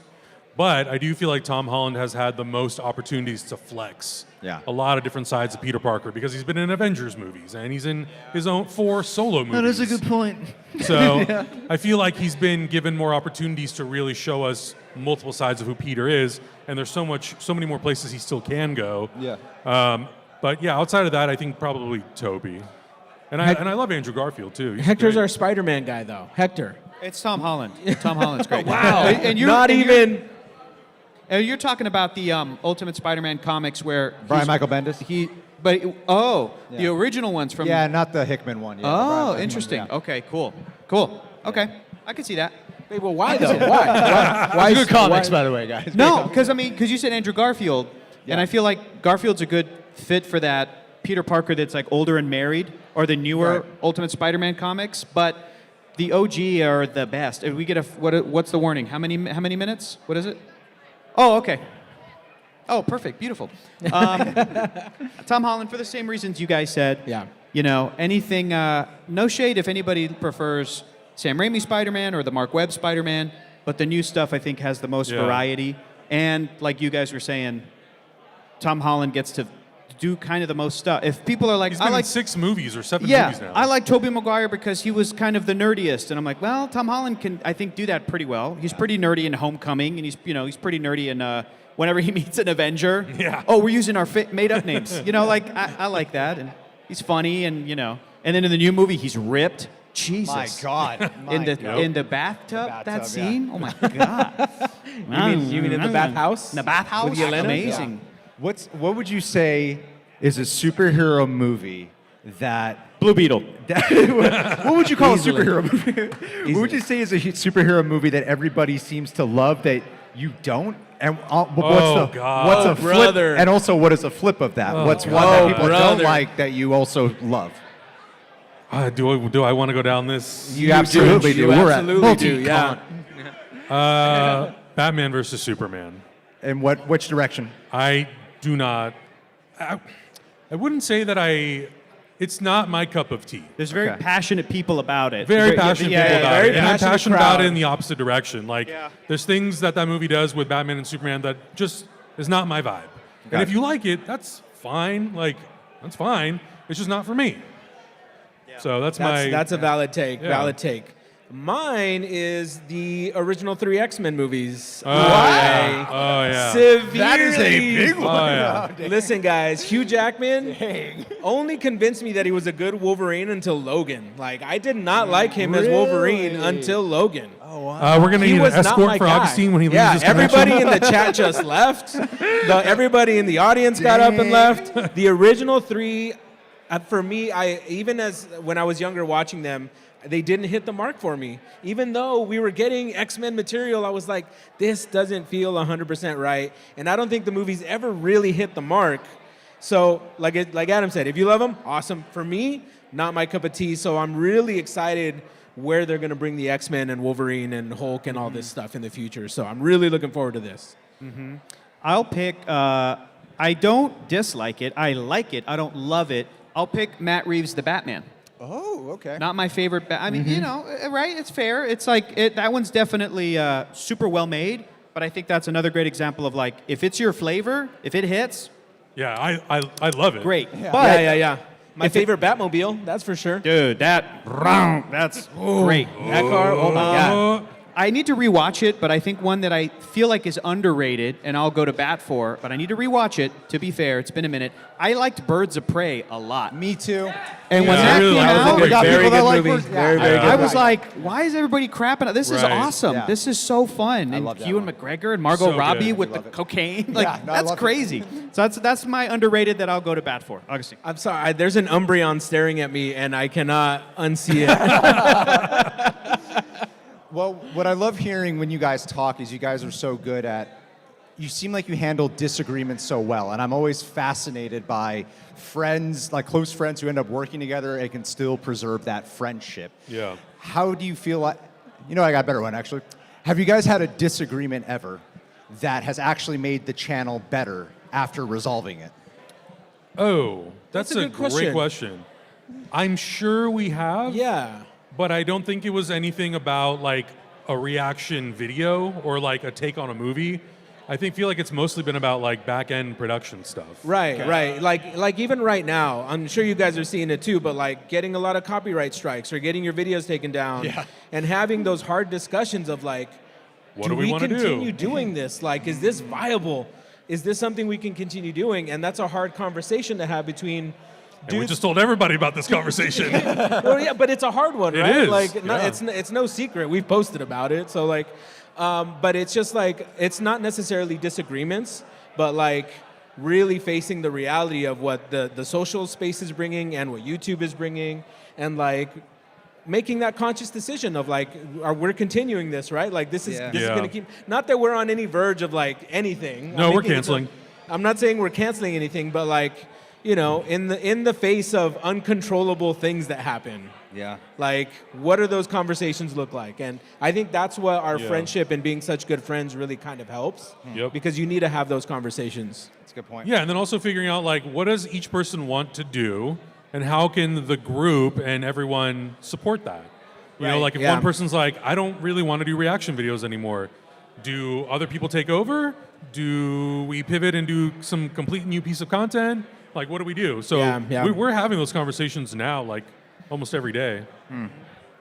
Have you liked or disliked something? Have you liked or disliked something that anybody else in the Real Rejects like disagreed with you on? And you mean like in a movie-wise or a decision-wise? Movie-wise. Tastes, movies, TV shows. Oh my gosh. It's so weird when I'm in this position because I'm not. This is a different part of your brain that answers versus the different part of your brain that's a question. How about you answer the question that I asked, and then I will come up with an answer Okay. for you that we'll trade here. I don't think I was going to say earlier, but then these guys were talking about production stuff or the like behind the scenes stuff. I think one thing that helps if we do have like disagreements about, you know, Adam likes Matt Reeves the Batman more than me. I think it helps to we've kind of settled on like, oh, Adam is like the Halloween guy. He loves the Halloween franchise. He loves horror movies. Augustine, his thing is the Lord of the Rings. He's a Middle Earth guy. That's right, baby. And then I'll be like, oh, Hector's like the Marvel or DC guy, or like the And Star the Trek guy. Star Trek guy. I like Yeah, Star yeah, yeah. Trek. So it helps to have these little separate identities, I think, a Yeah. little bit separated from the stuff we're watching Yeah. at once, I guess. That's something But that you know helps. what's also sometimes really hard is even when there are moments where we don't agree on a movie or a show or whatever, it's so funny to me to watch people in the comments sometimes lump one person's opinion into everybody's opinion. Oh, yeah, yeah. Oh, yeah, So yeah, like yeah. if Hector doesn't like the Batman, everyone's like, well, you guys didn't like the Batman. I'm like, 1/3 of the group didn't like the Batman. That's and he didn't crazy. even Just dislike it. me. He mildly disliked it. The amount of people who don't know I exist on the channel for some reason is wild. It's really weird. I think to answer your question, Hector, the best thing I could come up with that I know where I was just not, I would say it's kind of answering your question, where I knew I was like, I am so not in alignment with the audience and I better avoid comments. Because sure enough, I always saw the dislike ratio. I was like, I knew to avoid these comments. Yeah. Because I have to be honest, I really hated the movie Pitch Black. And everybody that movie has Weird. such a fandom. Yeah, and cult I was classic like, I type. need Pitch to Black? make sure to like stay away. Yeah, that was, the Riddick fandom? Yeah, Dang. yeah. I was like doing that thing like the first hour. I'm saying the nice stuff, and then I was like, you know what? I really don't like this movie. I got to rail into it. Valid. And yeah, that was like one where I'm like, never look at those comments. Never do it. Isn't it surprising where you do this stuff and then you say like an offhanded thing that you think like, oh yeah, No one's going to care. I didn't really like Ryan Reynolds' Green Lantern, and all of a sudden all those fans Yeah, come yeah, back. yeah, Like, yeah. There's a what? We're Okay. every day since 2010. All right. Freaking fandom for everything. I don't know. I'm just saying as an example. The Riddick one threw me. That's like there's. But they made 3 of them for a reason. I know. There's Yeah. a real fan base. It's true. around It's these true. That is It's hilarious. true. Anyway, are we? Yep. Yeah, we're wrapped.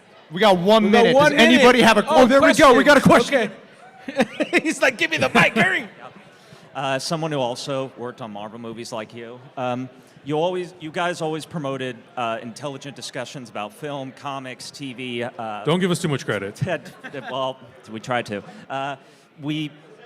As there's a lot of people that don't want to hear that right now. They just want you to lock you in, certain type of thing. But when is it that you know when you've recorded a reaction after several that you made over a week, that you know that it has to be said at what it needs to be said right now, especially from an individual point of view, because people want variety, but they're all constantly telling you no. Yeah, it's a great question. That's a really great good. That's a really good question. I wouldn't say that I feel obligated to say anything. almost everything that we talk about comes from a place of honesty. Yeah. And I think people like you, or people who really love movies, like all of you, will either consciously or subconsciously latch on to somebody who knows about something. Like they say a key word that you know that they like about that. And so I feel like because we have such a love and knowledge of the things that we love, it just comes from like an observation that we make. Like for me, one observation that I made a while ago, and this has been circulated around too, but like I want my next Wolverine to be like a native indigenous character, right? Like a native indigenous Canadian, which would be amazing. And so, maybe that makes it circles or makes its rounds or not, but I feel like that's something important that should be put out there for the world to hear in one way, shape, or form. Yeah. And hopefully somebody's, who's in charge listens to that and that idea gets put in their head, right? Yeah. So little things like that just come from like a real place of like, this is what I want to see to make the movies and projects that we see better. Hell yeah. Yeah, I mean, I feel like there's a lot of times we'll record like a review or reaction or something, and we'll stop recording, and at the end, one of us will go, that was a really good conversation. And it could be like, there could be multiple things that we talk about. Some of it is like very deep and very like sometimes politically or socially driven, and sometimes it's just enthusiastic and like an enthusiasm for something. And I feel like you have to be willing to just share all of that stuff and not be worried about what the feedback's going to be. Yeah. The ultimate test is if we're recording something remotely, the three of us, from our houses, and we're done recording, and we go, that was great. All right, love you guys. See you later. And then we close the laptop. But if we say like, love you, bros. Love watching stuff with you guys. Yeah, you too. Okay, bye. Like that's always a test. I feel great. See you That was a good tomorrow. conversation. See you tomorrow. Yeah. See you guys tomorrow. Bye. That's It's awesome. 12:30 in the morning. Yeah. I appreciate that we got to share the stage for the limited time that we had. Yeah, man, thank you. We had a Greg. lot of people contribute who were excited to see you guys. Oh, So I want to wow. shout out Wesley Marshall, Wesley Angel Marshall. Senator Christian Harloff. My God, Christian Harloff. Whoa. Hey, we should give a shout out to Christian too, because We early should. on, Christian was Schmoes also a big Know inspiration, was a big like reason you guys. why we are where we are. Yeah, yeah, Bitch we talked about 1692. Wait, say that again? Which bitch 1692? I Which don't know bitch? them. I don't know. Wait, which? Which bitch? Oh, yeah. I know which bitch. Well, I know which bitch, yeah. I don't know which bitch. I don't It's know. 1692 one, man. Well, guys, this is Heroes Reforged. Adam Hlavac, so much. Augustine something or another, and Hector Navarro. Hector Snotvarro. Hey, I Thank you, reposted your guys. toys. I hope that's okay. Thank you guys. This was One great. more round of applause for them, please. Thank you. Thanks, guys. Can we do a photo? Oh, and next up, I'm going to be sharing the stage with my brother, Jaby Koay from CinePals and some others, CinePals. Say his name perfectly. That's not his real name. Oh, right here.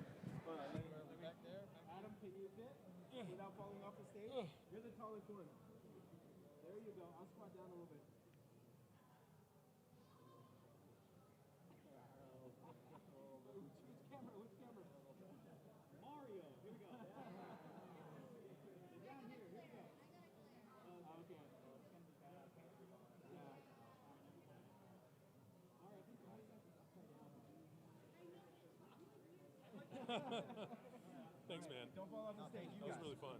You guys had fun, man. Was it fun? Yeah, that was great. Dude, so fun. Of course.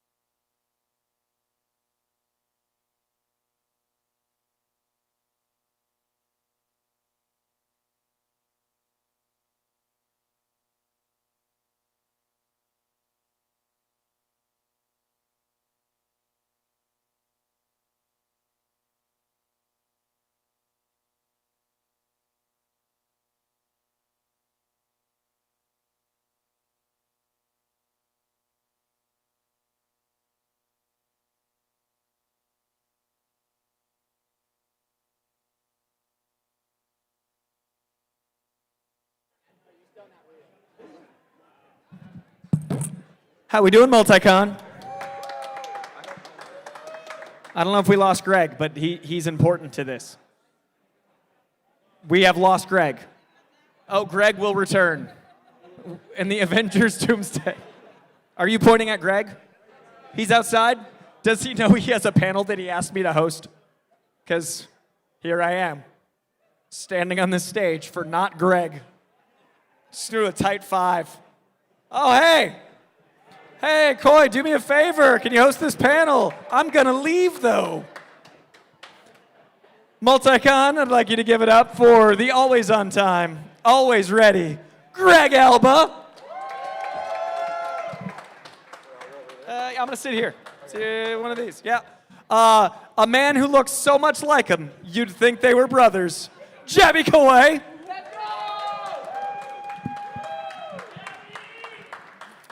A real-life friend of mine that I just found out was doing the panel. One of my favorite people, the always darling, Ashley Morgan. Woo! I just met him 42 seconds ago, but he has a nice smile. Brandon, I don't know his last name. Sheely?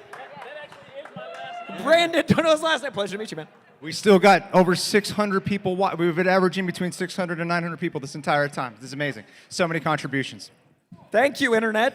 So low. So we're here to discuss CinePals plus a side of rejects, plus some brothers. Rejects. A lot of interesting Venn diagrams on this stage is what I want to start out with. And Koy is a person who loves to prepare. And I gave him no time to prepare. I spend hours on every panel. No joke, not sarcasm. No. Greg yesterday was like, hey, man, you want to host that panel? And I was like, yeah, man, let's do that. So I do want to kick this off with the origins of 2 titanic websites. Like, I would say CinePals and Rejects have a huge impact on multimedia and pop culture in a way that, like, I don't even think we realize until we go to events like this. It's a really humbling experience. But I'd love to know from the 2 of you, were there moments when you realized as you were having these twin experiences, like how special it is to start something and then for it to go to scale? I've been talking all day. You go. It's not a twin experience. I just copied him, and everything worked out pretty well for me. That looks good. Control C, Control V. Yeah, I mean, I was working in casting for the longest time, and I'm like, Greg, I don't like working in casting. How do I get out of this? He's like, get to 100,000 subscribers. I'm like, done, and I did it. But what was the question again? The key moments in the rise where you realized it was like having an impact. Because we're here to make an impact. Yeah, like I was in, my first launch was with India. And so I was like in Vogue India articles, and like Indian movie celebrities were like tweeting about me. I'm like, this is weird. Cool. Like Tom Hanks of India is like talking about me on Twitter. I'm like, what the hell? Priyanka Chopra's making a message about me and something I said in my video. What the hell? It was just like really That's weird. awesome. Yeah, it was pretty weird. That's a huge market and culture and experience as someone who's learning it. It's so special. The weirdest Hollywood moment for me was with James Wan. Yeah. Because I met him twice, and then I met him again a third time at the Aquaman premiere, and he's like, hey, you do the reactions. I saw your video. And I'm like, yeah, but we also met and talked for like 30 minutes. But I know you in 2D. Yeah, exactly. I feel like one of the most fascinating parts of this experience, because like I'm 35 now, and I think I started this when I was like 21, I want to say. Something Greg like is 10 years older than me, by the way. I was like 21 when I started this. And, you know, like through the years, I've changed. So I feel like I'm a different person every couple of years as I constantly try to like work on myself. But I had like an ego about it. There's like some conflict where he was growing so fast, and I remember being like kind of an egotistical dude about it, of like, what the hell, you're doing this, and then of course when numbers were looking better than ours, I was like, son of a bitch, you know. And I'm getting like unnecessarily like competitive, but truly there's no other. If I was to like even remove the brother part of it, there's no other YouTuber or channel who has been as helpful as him. It's like even though he'll say like he copied or whatever, there's like a lot of people who do this now. I get so much advice from him. There's things that he knows how to run a business better than I do on so many fronts. Sometimes I'm in a difficult, precarious situation when you're running stuff behind the scenes, and I'm like, I'm gonna call him. He's the one who I know will have the best of advice. So even though he started this version of YouTube later than me, I feel like in some ways he does a lot of what we do, but he's got different strengths, and a lot of those strengths are much stronger than me. Like he actually weirdly completes it. And so if we didn't cover so many of the same things on our channels, we'd probably do more stuff together. So I saw this as like an opportunity to let's share the stage at least for this time. So yeah. Yeah, that was kind of what I was wondering in starting with you two is they are two things running parallel with each other, and you kind of answered it, but I wonder as brothers, like having a family dynamic in those phone calls, what's it like to have like Thanksgiving and be like, so how's SEO? My wife is here and she'll tell you we just mainly talk about YouTube. I assumed. There's pretty much nothing else we talk about. We try very hard to talk about not YouTube, and it takes about 5 minutes before all we're doing is talking about YouTube. But oh, by the way, shameless plug, I'm wearing a shirt with Ashley's face because I met her here last year at Multicon. Oh, that's amazing. And I was like, I gotta celebrate her. Well, that actually brings me to my next question. Ashley, I was wondering how you came to be a CinePal beyond Multicon now that we know that start. Yes, I actually was watching your panel last year with TheReelRejects, and Jaby was there, and we started chatting, and he's like, would you ever want to do movie reactions? I was like, not scary movies. And it's true. This is what I'm like watching a scary movie. I'm scared of that. And so then I came and I auditioned, and it was really fun, and I'm so happy. And then he put me on Train to Busan. So Jaby really cares about me. But it was fun, and like you were saying, people recognize CinePals everywhere. Everywhere we go, they'll be like, oh yeah, that one video, I saw the video, and it's just cool. You never know who's gonna watch your stuff, especially fans of media that just want to connect, and if they live by themselves or love the film, it's really fun to see what people are connecting to. Brandon, same question. Yeah, actually, I've known Jaby here for maybe 20 years. We met doing martial arts stuff, and we were working on a short film together. Hadn't seen him for a really long time, and then we just kind of reconnected at some point, and he asked me to audition for a short film that he was doing. And after that, he asked me if I wanted to come on the show and try out doing reactions. I started on the Indian channel, did a couple of reactions there, and now I'm doing also the CinePals, and it's so much fun. I mean, you watch movies, and it's a lot of fun. It's cool that he and his brother both do it because he speaks so highly of Greg all the time, if you didn't know. And it's so cool that they can kind of give each other advice and help each other out all the time. But yeah, I'm loving it. It's great. The main shooting space that we shoot in now is actually called Angelo, which is his middle name. Oh, that's fun. Yeah. You're a part of the fabric of the whole thing. Brendan heard that the guy playing Kratos in God of War got fired, and now he's trying to audition for him. I'm working on it, baby. All that martial arts will turn into steroid gains. So I always have an interesting experience with watching things that I don't know what I'll connect to, right? Like a movie that is completely unknown and having that be a camera in your face and not being sure if it's going to be for you, and you're kind of realizing in real time. And so for me, that's my personal biggest difficulty is navigating, like, is my face doing a thing I want immortalized forever? Is that comment going to haunt me? I'd love for people that are probably wondering, are there any elements of the job, like, I'd say it's 90% awesome. We all work really hard to be lucky. I hate the expression like, we're all so lucky, because no, we fucking worked. But there's a lot of greatness to it that's obvious, but the downsides, for me, it's the, oh no, I'm feeling differently about this than I think the audience is. What are some of the pitfalls or things that you've struggled with that you are most proud of overcoming, whether that's in real time or as a company overall? Go ahead, please. I think for me is watching shows or movies out of genre that I'm not used to.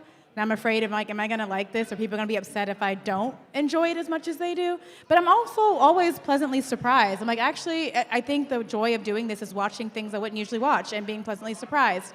The tough part for me is sometimes acting, because I am an actor, so I'm watching it through the lens of a consumer, but also as an actor, and I feel like someone's performance isn't as great. I never want to comment on someone else's performance. I don't know if this is a director thing, if it's an acting thing. So trying to be unbiased about performances can be challenging because I don't know what happened that day. They could have taken a different take than the actor wanted that day, or we don't know what's happening. So I try to always have grace with actors, as an actor myself, because we just never know what's happening, even if I don't always agree with their performance. So for me, the first pop-off, like I said, was India. And so inadvertently, I was putting a spotlight on Indian cinema. And like other YouTubers saw that, they saw my number, like, oh, we want numbers. And so they started doing Indian movies, and you started seeing that flood the YouTube rounds.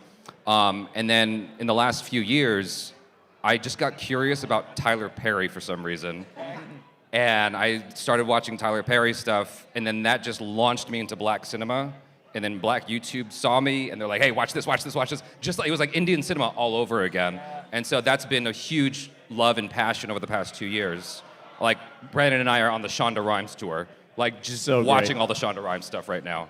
So that's the stuff I'm proud of, is like tapping into something that no one's paying attention to, or not enough people are paying attention to, and then making other people pay attention to it. And so then you see other people doing the same thing. Yeah. Starting trends and Exactly. finding trends. Yeah. Brandon? To actually expand on what Ashley said, is me being able to watch these genres that I typically wouldn't watch. Like, we watch rom-coms a lot, and we are on the, we're doing Scandal and How to Get Away with Murder and all these shows that typically I don't think I'd be that interested in. I'm mostly watching action movies and martial arts films and maybe some comedies. But doing these new genres has just been a lot of fun. And I realized I didn't think I was a crier, but sometimes I cry. You know what I mean? They're pretty well done films. And also, like Ashley was saying, it's kind of hard, especially to be too critical, but also because also you're thinking, if you're an actor or you're a stunt person or you work in film at all, you might work with these people someday. The human element and you is don't want real. to talk too much shit, because then when they meet you, they're like, oh yeah, you're the guy that didn't like that scene I shot. Yeah. So yeah, it's kind of tricky to navigate that, but still be honest. Yeah. Well, trying to provide a different answer here than what you guys. You kicked this whole thing off. Well, that's supposed to be proud I of. feel like I'm constantly in a vicious cycle depending on where I'm at with comments that day, you know? Yeah. And like, I pride myself on doing what I can to articulate honesty and trying to check myself. I'm like, wait, was I actually honest in that video, or was I scared of that? So a lot of this whole experience is a very like introspective time of like, ooh, I really held back there what I was actually feeling. So the thing that I feel most proud of is how much more honest I've been able to be. And even like with stuff that you and I are doing, you know, I felt like I used to go by a completely different personality doing it. I had an alter ego name, and the whole thing was like derived from like with Seth Rogen and Judd Apatow at the time. The whole thing was like making people uncomfortable, and then Click like on a the lot dick. of like, yeah, dick. Every video was like, click on the button of my dick to subscribe. Like, it was always like some sex joke, and everyone was making like penis jokes wherever I went. It was a very different reputation. And now people are like, oh, you're like a soft, empathetic guy. So it's like totally different than who I was before. And that was probably the hardest thing I had to overcome, because when I had to stop being Ryan Wright and like, who am I? It was like, who am I? I don't know how to just be me. I just feel like I rely on sex jokes all the time. Like, what do I do now? And learning how to just be myself. And your question when Captain Marvel came out, I don't know why I flashed to this. When Captain Marvel came out, I remember being in the car with my then at the time girlfriend, and she told me this phrase about if you could just light a candle in one room with just being honest about something. Because I was like, everyone's shitting on this movie because it's a woman and all this stuff, blah, blah, blah, blah, blah. I feel a little weird to defend some of it. And she brought up this phrase to me about just light one candle in the room. And then I've said that to you. If we can just light one candle by being honest and fighting the good fight, fighting the right fight that we feel is the right fight, light that one candle I got from her. And you were talking about crying. There was one time I had my face plastered on Twitter, and it got like 300,000 retweets or something like that, impressions, and it was just me crying, and they're like, this guy's always crying. And of course, there was a lot of like people bitching about me crying, and like, you just do this for clicks or whatever. And I'm like, I really don't. And I thought about like how men will sometimes message me, or I was once at a con where a person who has an autistic child came up to me, told me, you actually, because my son's autistic, watching you cry and helps him feel his emotions better, you know? So that feeling was such a good feeling to me, and I feel like that's like the biggest time. I love that. I think that's the important part of. I mean, some of the stuff is so trivial, some stuff feels so false, but the human connection is why we all do this. Like, it's the human element of it. And one of the things I like about cons is you are interacting with the human element. It's not looking at a lens. The job is so artificial sometimes that it's like there's lights at my face and I'm talking to a screen. But the human element is why I love coming to these. Are there any moments that you've had with a fan or with someone on the street or just having a conversation that helped inform something you've done with the business? Can you repeat that one last time? Any human interaction, whether it was at a con or a fan on the streets or any conversation you've had with a person that you didn't know that helped inform a business decision, something that pivoted either a video or a channel or a playlist or something that impacted the company. One thing that you see when you do YouTube stuff is I feel like everyone who's done YouTube for a while will get a message that says, "Oh my God, you saved my life." Like some variation of that. Now, when I first started out, I was like, I took those really seriously, and that kept me moving forward, is knowing that it's bringing joy to someone's life. Like sometimes when you're doing YouTube, people are trying to rope you into political dialogue and very serious matters going on in the world. Why aren't you talking about this? And I constantly defend myself saying, we are escapism from all that bullshit. We're here to just enjoy and celebrate cinema. That's it. Hello? Oh, there we go. Yeah, I definitely experience the scale of it. You know, the more we grow, the more you have those moments and conversations, but it's still so individualized. Like, especially, like, those are real impactful moments we're causing for the one person watching in each room. But I guess the root of the question is the things that ruminate with you that haven't changed over 10 years, say. Like stuff that, you know, has impacted you, that's kind of stayed with you as a driving force. That kind of does answer my question, but certain interactions that have really kept things going. I don't know.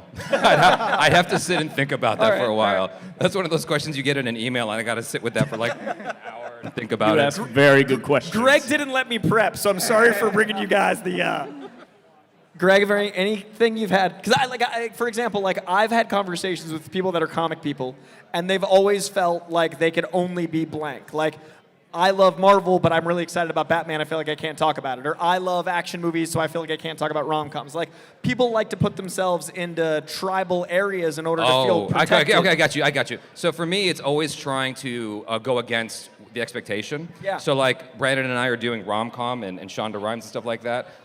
With Ashley, I had her doing like Sherlock Holmes with me and a bunch of English, Guy Ritchie English content to try to like show you like, I'm trying to like grab, I'm trying to show the target audience like, hey, everyone's into this. Yeah. You know, it's like you wouldn't expect me to be into Tyler Perry or like a lot of those famous black films that you've also watched, I know you're aware of. And so it's like, that for me is super cool to explore that and just like crack that genre and expose like just new faces to that audience, if that makes sense. That was such a fascinating journey, by the way. You and I have never talked about this, but you guys being local LA folk and watching local LA movies, but how different that can be even if it's like 20 minutes away. Yeah. Like have you seen any of the experience? Like Greg didn't know like finishing hair and like little things that like, you know, that's the world, but if you're not exposed to it, it seems so different and removed. Mm-hmm. And one of the things I love about movies is it puts you in a position to learn entire cultures without it ever being something that isn't like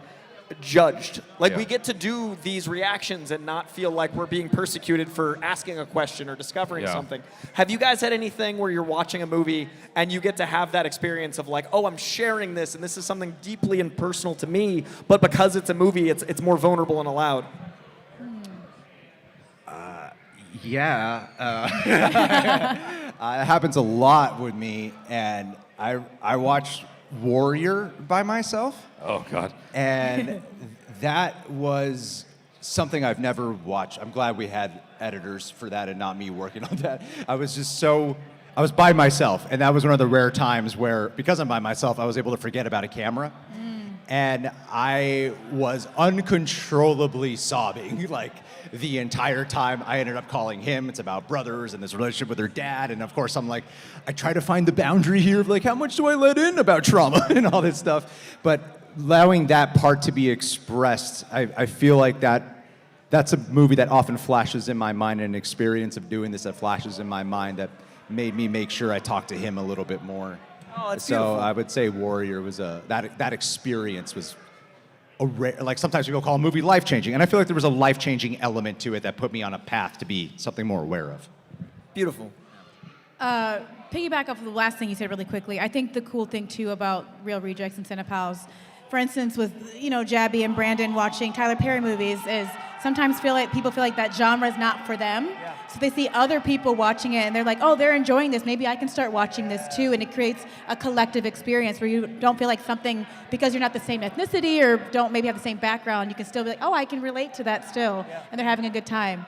But I think for me, I think the first film I actually watched was Ghost. I'd never seen Ghost. And I remember I was so nervous to show emotion. I'm a crybaby. I'll cry all day in a movie theater. But for me, I felt like the camera, I felt embarrassed. But when I was reading the comments, how it kind of created a collective experience. People were like, I cried at that too. That affected me too. That impacted me too. And I just felt so much more connected to people through the lens of YouTube, because sometimes social media can be harsh and scary and mean and aggressive. But there's also, we always talk about that, but there's also the beauty of it, of us connecting as people and having a collective experience, even if it's just watching through a YouTube channel, watching a movie at home and having the Real Rejects or CinePals up next to you, and you feel like you have people there watching the movie with you. So people don't feel as alone anymore. Beautiful. I think that is exactly why I like to do it. I personally was not a watcher of reactions, and when Greg and I became friends, he asked me to come on the channel, and I was like, I don't know this job. I don't know how. I talk about movies. People watch, and they're watching it.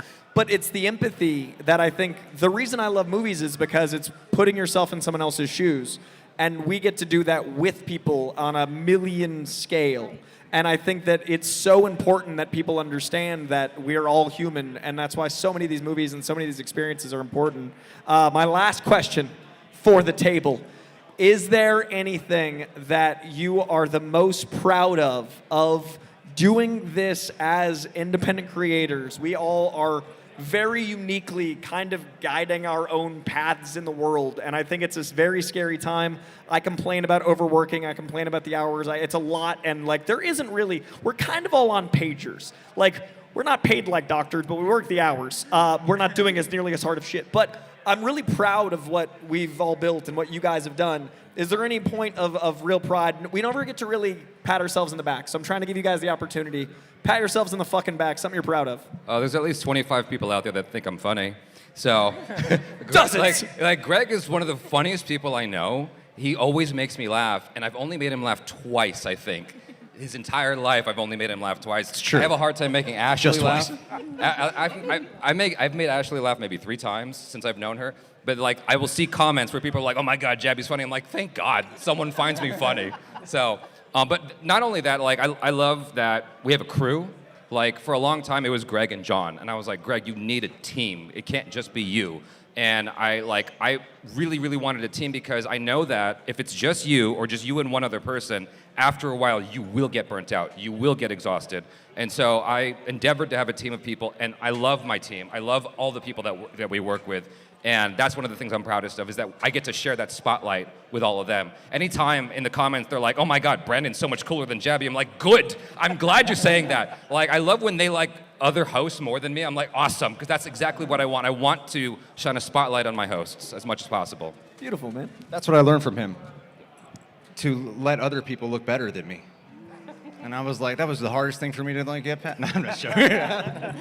I give Greg a be proud of yourself question and go sarcastic. I would say, the part that, this is going to sound weird because I don't feel like I'm a good business owner. I have to constantly learn how to run a business. I didn't set out to run a business, you know. I was just in essentially a studio apartment with a wall, you know, so we called it a one bedroom. But I was trying to become a critic in the newspaper.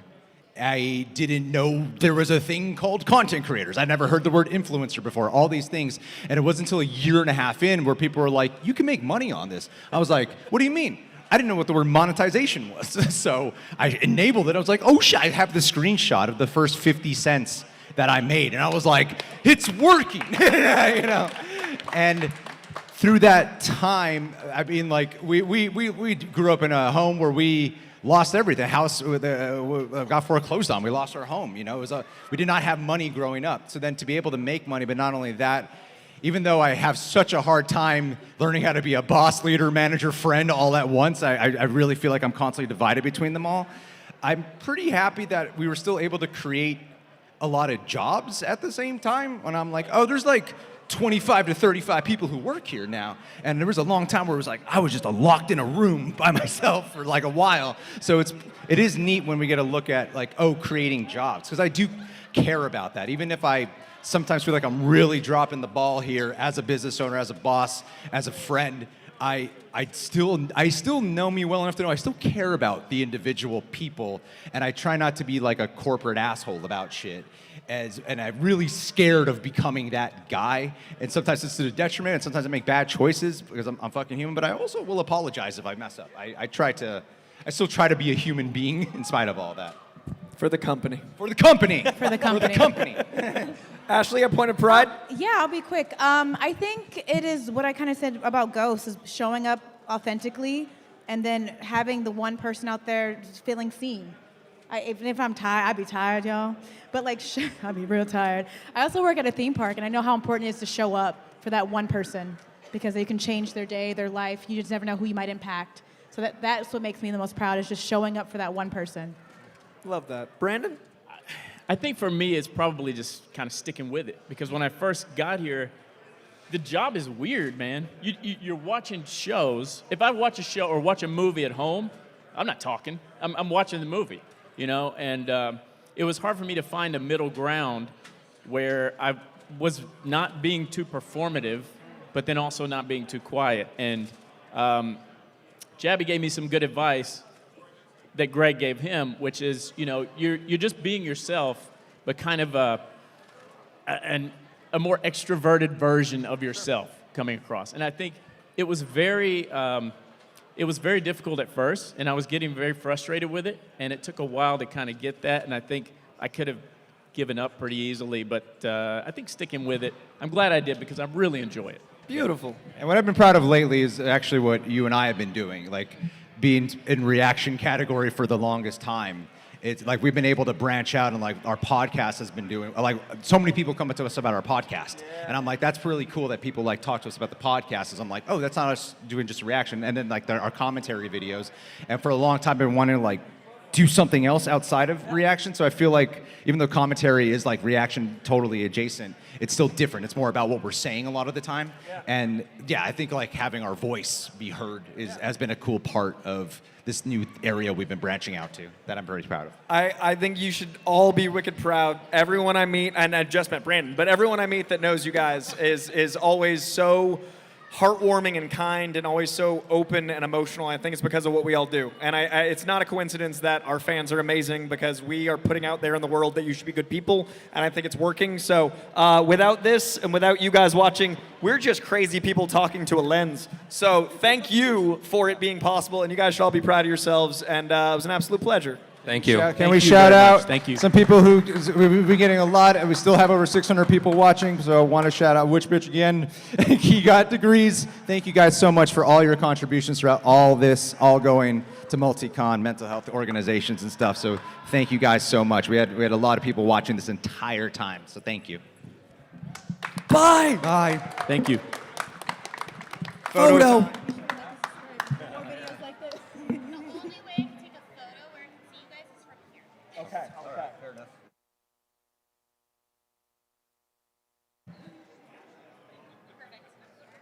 Thank you guys. Okay, good. Thank you all. Thanks, guys. This entire time too. Thank you so much.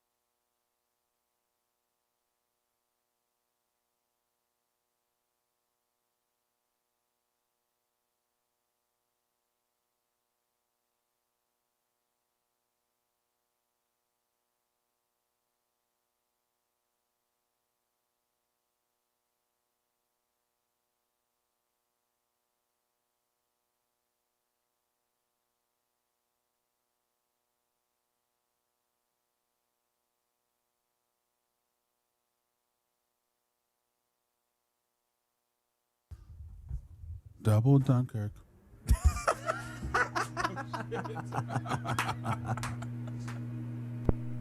That was a perfect ending.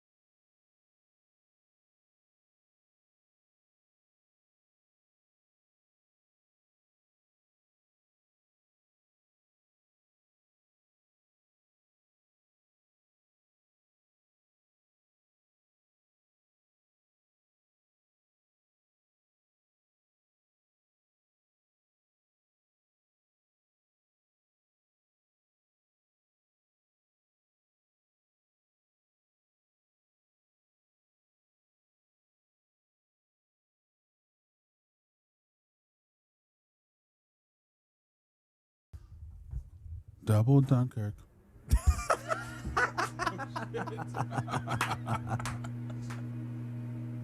That was a perfect ending.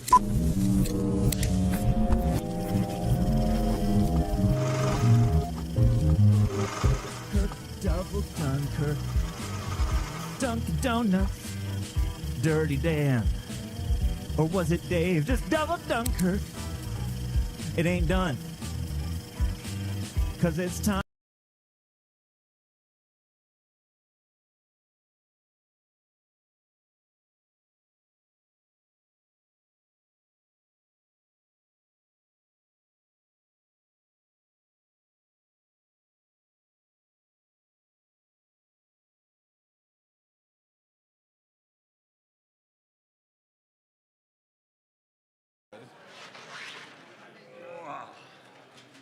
Okay. My bad. We're good. Oh my God. Ladies and gentlemen, thank you. Thank you so much for tuning in. All right. Woo! Looks like I'm we cleared the excited. place out. Yeah, they man. unplugged the PA. They're turning off the lights. I don't know.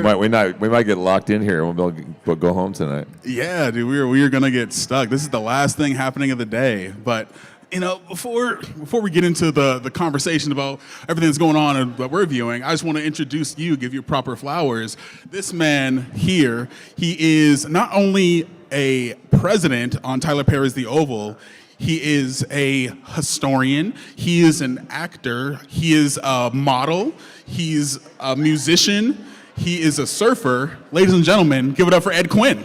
I think my modeling days are kind of far behind me, but that was some 1990 skill. Like it's an old 90s talk show, right? But yeah, man, this is cool. I'm excited that you came to be here. You know, I know you've kind of been waiting for a minute to get on stage here, but now that we're finally here, let me ask you, with all your accolades and stuff, because I did a lot of research going into this interview here to talk to you. How does it feel to just be like the Swiss Army of men, and being able to have so many talents and feats that you've kind of accomplished over your life? I don't know. To be humble about it, I feel really fortunate because, one, I find myself constantly entertained and challenged with, different, whether they're hobbies or pursuits or, or some kind of endeavor. But, it's given me incredible longevity, which is kind of the thing maybe I'm the most fortunate, for, and I'm most grateful for is, I've seen a lot of people in this business rise real quick and attain real great heights in one medium or another, and it's gone. They're done.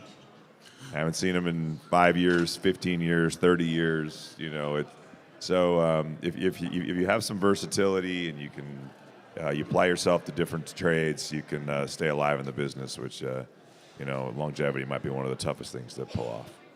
Man, yeah, and obviously you're someone who's extremely versatile, dude. I've seen you do stuff in comedy. I listened to your music with you and your band, and that was really awesome. Yeah. So, what's it like still, being somebody who's multifaceted and just being able to do things like be in a band and be in an extremely popular show?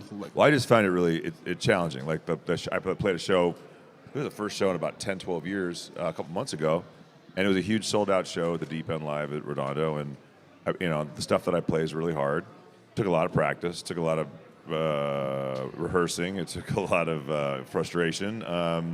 But it was great to sort of try and do something hard, pull it off. Show went well. It was great. My day job is acting, and probably always going to be acting though. So it's a nice distraction from that too. You can just bang your head against the wall sometimes, especially with the state of the business right now. I'm super fortunate. I'm on a series that's airing right now in season 7, so I got to work through COVID and through the strike, and I mean, it's again just blessed. I have a huge commercial campaign, so a lot of the anxiety and what's really tough for a lot of actors right now and a lot of people in this industry. Musicians trying to figure out how to make a living doing it. It's really difficult, and so being multifaceted is good, not just because it gives you different avenues to work, but keeps you from going crazy. Because you can focus on something, and I'm pitching shows right now. I'm pitching movies right now. Doing a lot of different things is really good for the mental health of it all too, because it makes you feel busy. Yeah, man. Yeah, so like you're a writer and a producer and everything. So I gotta ask you, what is one thing that has you really excited as far as like what you're writing, what you're producing? Like what genres really get your I gears going? I have a pulp horror film that I wrote and I sold to Lionsgate 14 years ago that these two huge former presidents of studios found, and we're out pitching it, and I've got an actor attached and a director interested. But I mean, again, it was at a studio 14 years ago. I have another huge book series that we're kind of looking into these different mediums that are popping up in the digital space. That's the whole thing. And then tomorrow morning I get a phone call and I could be on a flight to Vancouver to jump on a network show.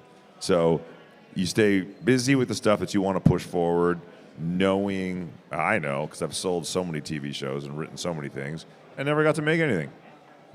That's the reality. But, as long as I can, put food on the table, you stay at that. Maybe one of those things will hit.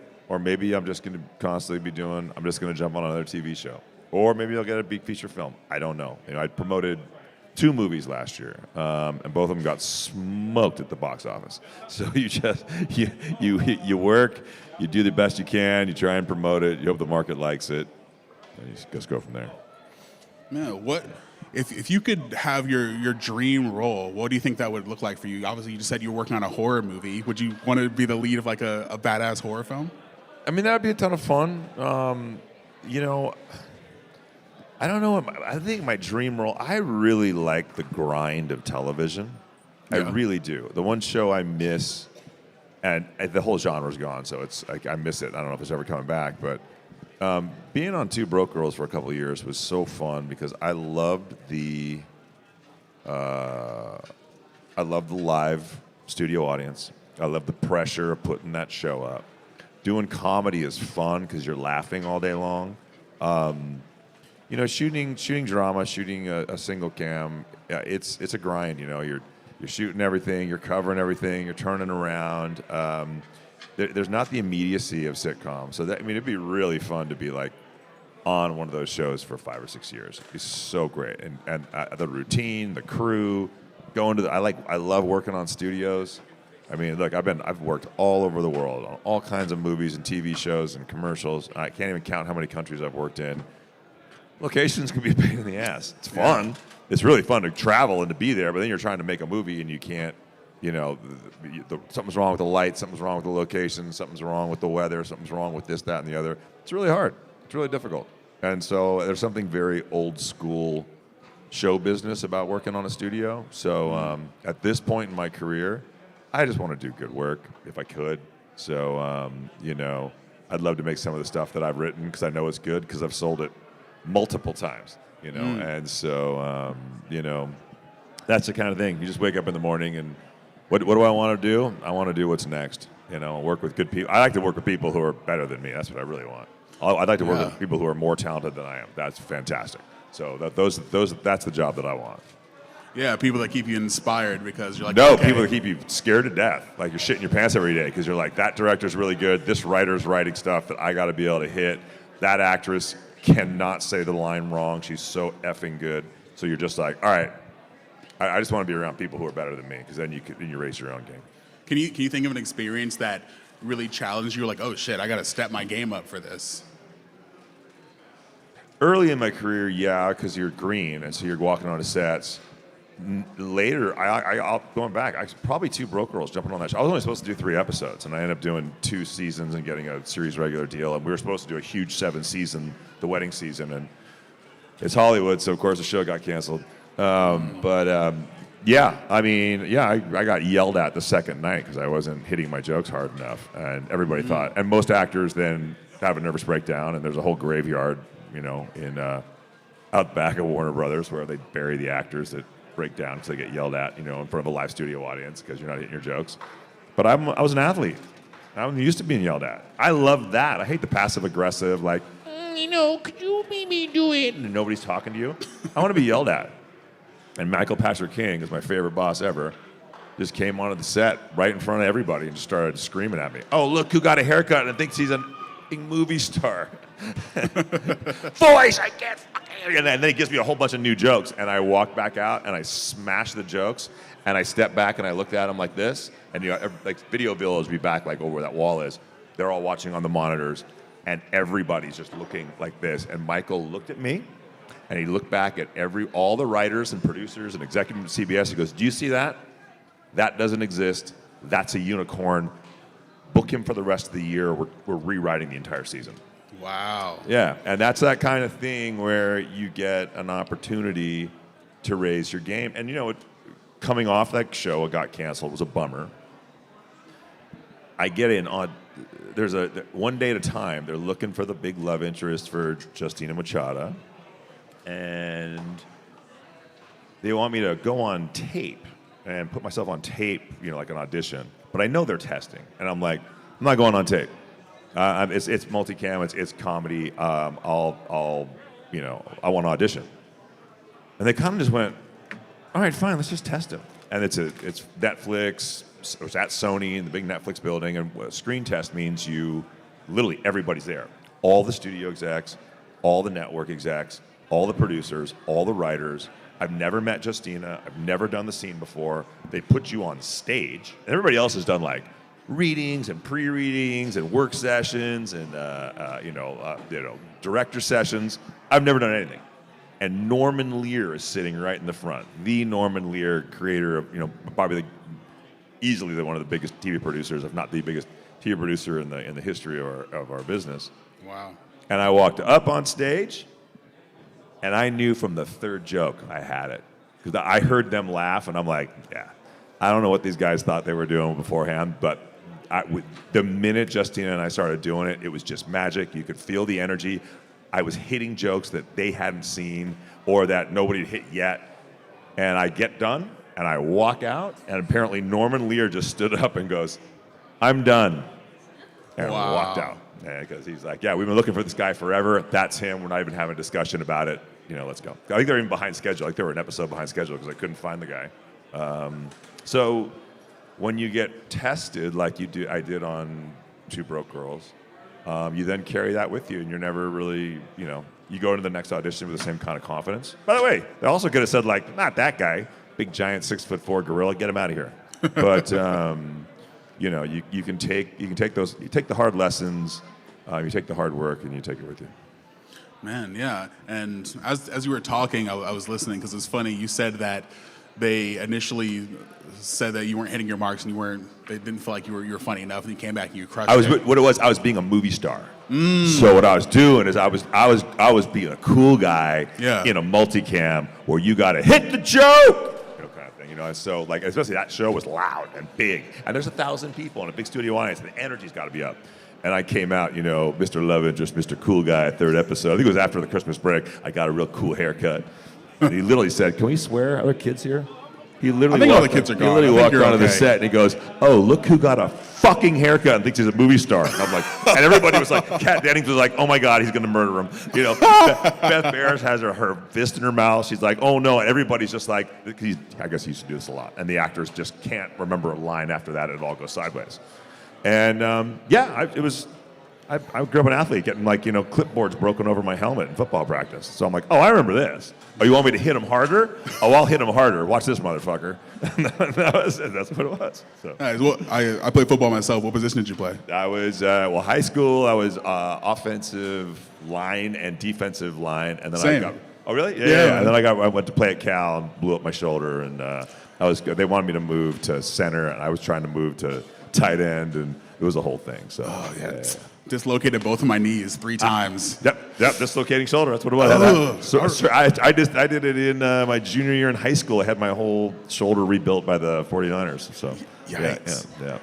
I know you're not a stranger to danger and obviously you lived a life. I saw an interview you did in South Africa that you had a attacked by seals with your friend? Is that? No, I was there surfing contest in Jeffreys Bay, which is one of the best waves in the world. And there's this wave, and it didn't even break this year. But for about 2 or 3 years, there's this insane wave called Skeleton Bay, or Donkey Bay. It's on the skeleton coast of Namibia, and it's this 2-mile break in the coastline. There's a beautiful. If you ever want to study or learn about the coast of Africa, it's Angola, Namibia, and the northwest coast of South Africa is the second largest desert in the world. It's a 50 million year old desert that just blows into the ocean. And they just created the sandbar, and there was this 2-mile insane wave called Skeleton Bay that was just all the rage, and all the top pros from the world were traveling there to try and catch it. It'd only break about 4 or 5 times a year. One of our good friends who was actually putting on this contest at Jaby was one of the pioneers of it. Oh, man. And so he was like, boys, we got there. We were actually supposed to surf a warm-up contest in Cape Town and then drive the coast to Jeffreys Bay the weekend of the contest, and it was pissing rain and 20 feet. The contest was going to be a mess anyway. He's like, we could try and make a strike mission. It's either going to be too big or too south or something. So we kind of rolled the dice. And as we were getting on the plane, he got a call from some of the guys in Namibia, and they said, it's on. It's absolutely pumping.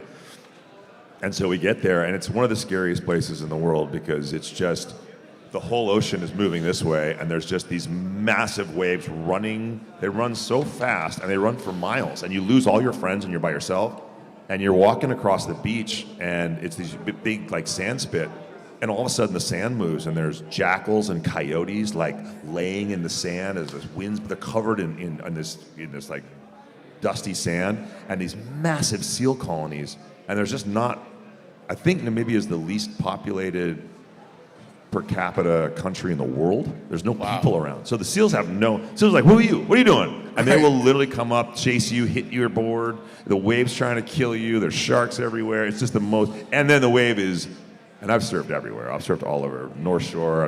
I've been to Indonesia 20 times. I've never experienced a wave like this. The absolute power, the merciless beating. It's so terrifying. It's freezing cold. Like I said, your friend takes off on a wave and he's gone. You don't see him again, and you're drifting so far, and you have to walk back 2 miles along the sand spit. So you'll be like walking back, and you'll see your buddy like, hey, he'll kind of wave, and he'll take off on a wave, and he's gone. It's really, because the ocean's so cold, it does this weird thing with the fog, and so it's always kind of foggy and hazy. It's just creep show, but it's the craziest wave in the world. So that's Namibia, Skeleton Bay. If you go on Red Bull, you can like see all the top pros trying to ride it, but they show up, with 18 guys and jet skis and and camera crews and drones and they have a hard time. They have a really hard time catching waves. They have a hard time filming it. It's a crazy experience, but a spooky place. But it was a great trip. And then we flew back to Cape Town and drove to Jaby, and Jaby was going off. So it was and then this donkey is. I would then go all right, guys, hold on a second. Tomorrow morning, I got to go to 2 morning shows in Johannesburg. And so I would drive to the airport and fly because the show, BET, the Oval plays in 46 or 48 countries in Africa. If there's 56 countries, it's like all but 6. There's a couple that only speak French. So I would go and do press, and then I'd go back and surf. It was a pretty cool trip. That's freaking gnarly, man. Yeah, it was good times. God. Yeah, it was good times. Do you still surf? Oh yeah, all the time. Yeah, that's how I stay in shape, and I love it. It's it's one place I can go and sort of tune out, and so yeah, it's good fun. Yeah, where do you feel like the most free? Like when you're surfing, or like when you're playing music? It's a good question. I don't know. I think both, because both it's such a I think music, you're trying, depending, it can get a little cerebral because you're obviously trying to stay with the song, you're trying to stay in the beat, you're thinking. Whereas a lot of surfing, what's great is you're not thinking, you're just reacting, and you're kind of so in the moment. So there's something really beautiful about that. But I don't know, both are pretty fantastic in that kind of regard. You can just sort of lose yourself in them.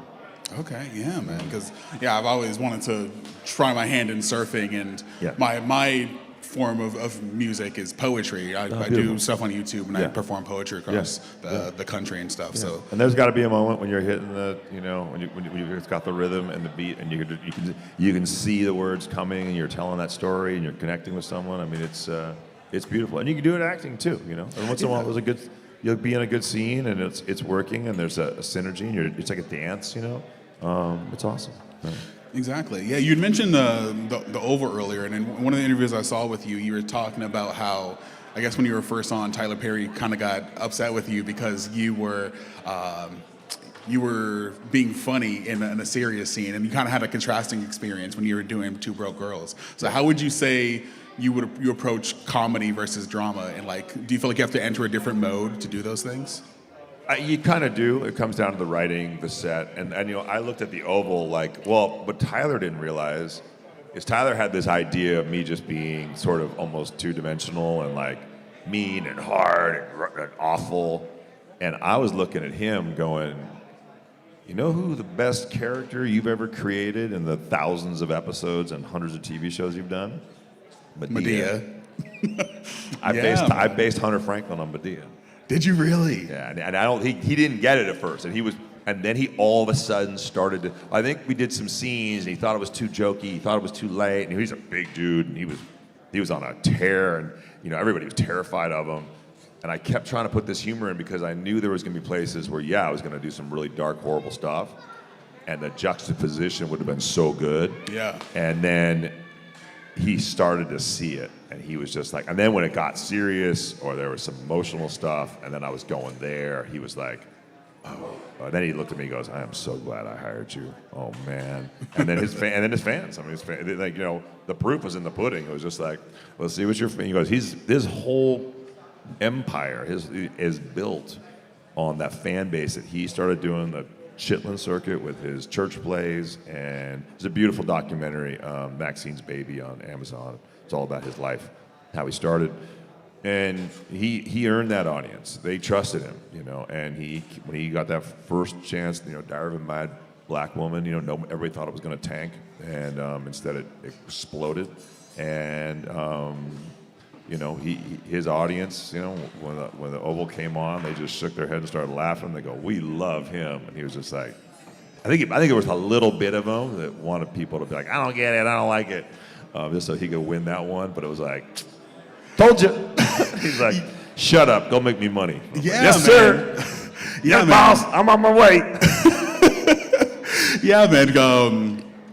A buddy of mine asked me to do this interview with you a couple of days ago, and I was like, yeah, I would love to, because you seem like an interesting dude. The more I got to learn about you over the past couple of days, and last night, me and my girl put on the Oval, because I'm like, yeah, I want to see this very popular show this man's been on. So the first scene we put on, you're with your wife, and then she spits in your face, and then she slaps you, and then you slap her, and I'm like, we're in. First scene of the movie. I was like, oh my, we're a TV series. But I always call these movies. I was like, oh man, well, we're going to find out real quick. Real quick if they love me or I'm canceled and done and out of here. And for those that haven't seen it, then I get in this giant fist fight with my wife. It's just mayhem. And it's literally the opening. You don't even know where I'm the president. This is inauguration night or anything. Yeah. And the best part is we're at Tyler's giant, massive mansion in Bel Air, in his movie theater that's in his house, because of course he has a movie theater in his house. And it's my cast and the cast of Sisters and a whole bunch of people. And all the girls' phones start ringing. And it's all their moms, and all their grandmas. And they were like, yo, you listen. That white boy is ours, and you protect him. You don't let nobody come. And Black Twitter was on me in a second. Like, hey, I'm so like, oh, we're doing this? Okay, we love it. He's hilarious. He's ours. Shut up. You're not coming for him. I was protected. I had this this force field around me. They're like, nope, you're not. So, because I was that was 2019, 2019. So yeah, there was also a chance it was just Ed Quinn is the worst person in the history of television, like cover of Time magazine, cancel me. It was the opposite. It was don't touch him, he's ours. It was just yep. Oh man, I have so many more questions. This has just been so good, but I think I got the time for us to wrap. But this has been great talking with you, Ed. Whatever, Aaron. Aaron's been trying to get rid of me all night. She's like, basically unplug the PA system, close the garage. Come on, Aaron. They're like, we're just getting warmed up. Where are you going? You got a date? Yeah. Can I ask one more question before we wrap? No, we got 2, 3. Okay, now she's playing coy. Now she's pretending like it's not. Okay. All right. I get 2 more questions. Okay. So, first question I wanted to ask is obviously that's how you start. That's your introduction to the Tyler Perry world, and obviously he has an army of black women that watch his television Army show. of black women. Those are my girls. Yeah, man. So, I guess when you in the time you've been on this, you've done the 7 seasons of the show. Did you ever have a moment you're just like, and I know that nobody's here, so I can say this. You're like, Tyler, what the fuck? No. Like I was the whole thing is just kabuki theater. I think my favorite insane moment. I'm gonna guess a lot of the people out here haven't seen The Oval, so I'm gonna get you up to speed real quick. So about mid-season, season 1, my mistress is in my bed. We're doing drugs. I go to the bathroom, and while I'm in the bathroom, my son comes into the room with a samurai sword, decapitates her. So, see, you didn't watch enough of the show. I mean, so we literally just started last night. We were hooked. This is season 1. So, now the scene that we got to shoot is I'm coming out of the bathroom in my underpants. She's on the bed, but when I get in the bed, I mean, this was some Ed Wood shit. This is some crazy thank you.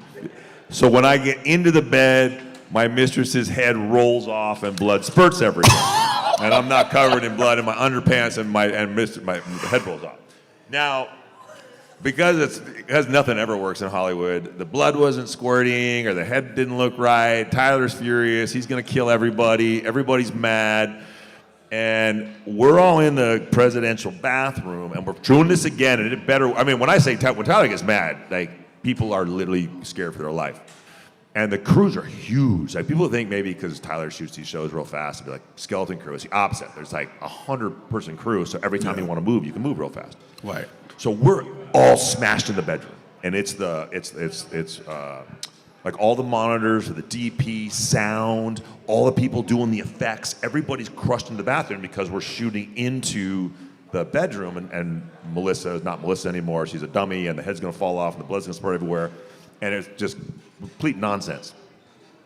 And so Tyler's there, and he's like, okay, everybody, this better work this time. Rolling, action, Ed. Right when I'm about to walk in, and everybody's scared because they're like, this could be the end of their career. I look back in the bathroom, I go, yo, watch me win a BET award right here.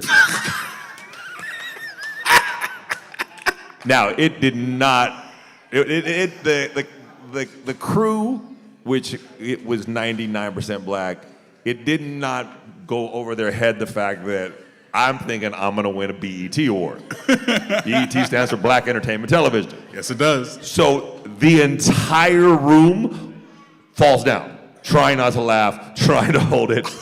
And as I'm about to step up, you just hear Tyler go, I said quiet!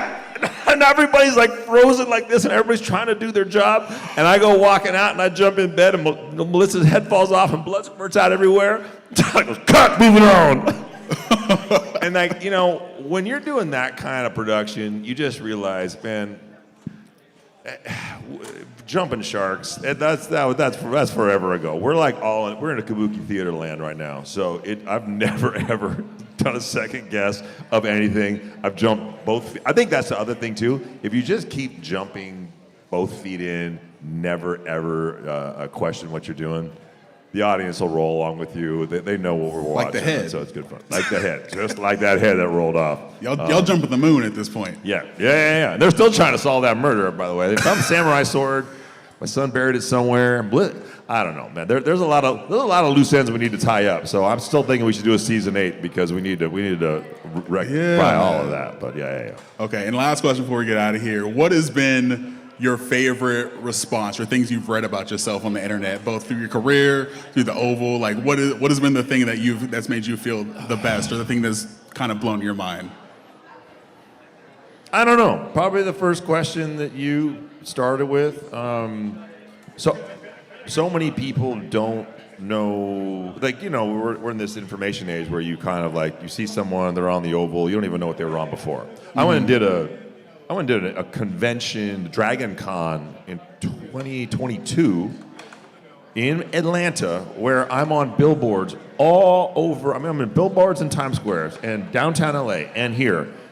And I've got 1,000 people wanting to talk to me about Eureka, and half of them are like, "Are you still acting?" Oh no! I'm like, "Still acting? Wait, what?" I mean, like Eureka. That's pre-Mistresses, Two Broke Girls, a ton of goofy sci-fi movies, One Day at a Time, The Oval. Yeah, but people are so kind of siloed in what they do; they just don't know what you're up to. Yeah. And when I played that show 2 months ago, there's a whole ton of my friends that didn't know I played music. Oh, I'm really? like, no, I played music my whole life. That's what I was going to do for a living. And then when I kind of saw that maybe that wasn't going to work out, or music business sucks, my backup plan was that people knew that I modeled. Nobody knew that I played football. And so I think the coolest thing about reading about myself is when people kind of go, "Wait, what?" And they find out something I used to do. So, and maybe I'll do something else tomorrow. Who knows? Okay. Yeah. You guys, thank you guys so much. Thank you, Ed Quinn. Go listen to Ed Quinn and the Swamp Metal All Stars. Okay, it's awesome to listen to it. You're doing great with your music, man. Never got one of my songs on the soundtrack of the Oval. I don't know why. Listen, heavy metal. Tyler Perry, if you're watching Perry this, universe. Put his music in the show. Thank you, man, so much. It's been a pleasure. It's been so real. Thank you. Thank you, guys.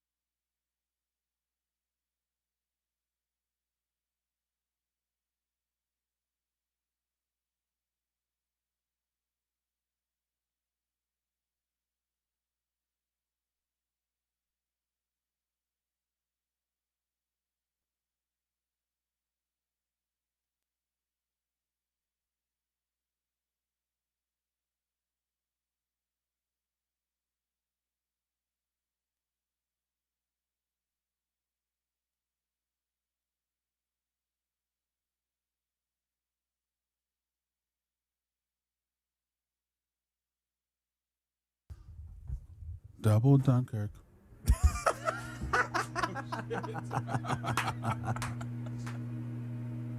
That was a perfect ending.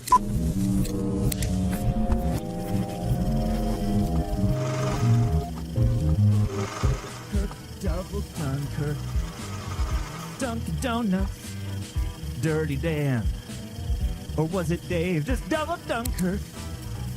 It ain't done, 'cause it's time for double the Dunkirk. Never done more. Dunkirk.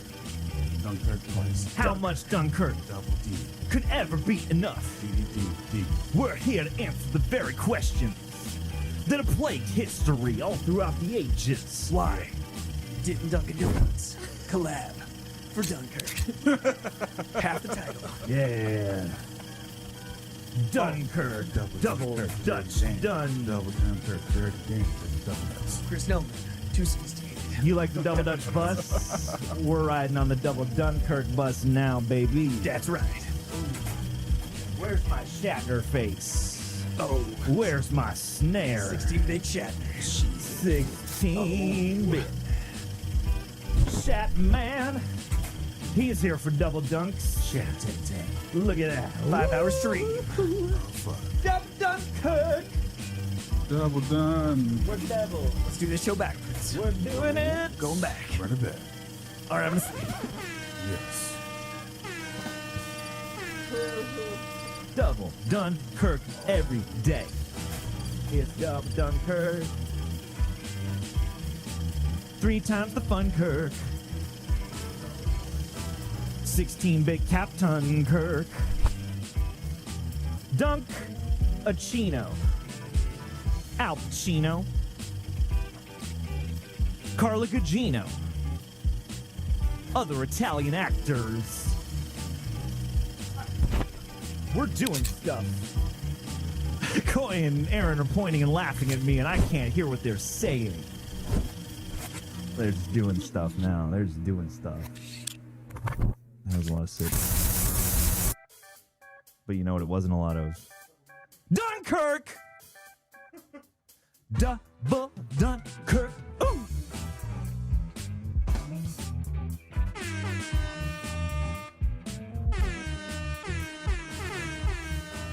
We're doing it doubles. Double the Dunkirk. Double the Dunkirk. Double the Dunkirk. Double the Dunkirk. Double the Dunkirk. Double the Dunkirk. Double Dunkirk. 4 hours of double Dunkirk.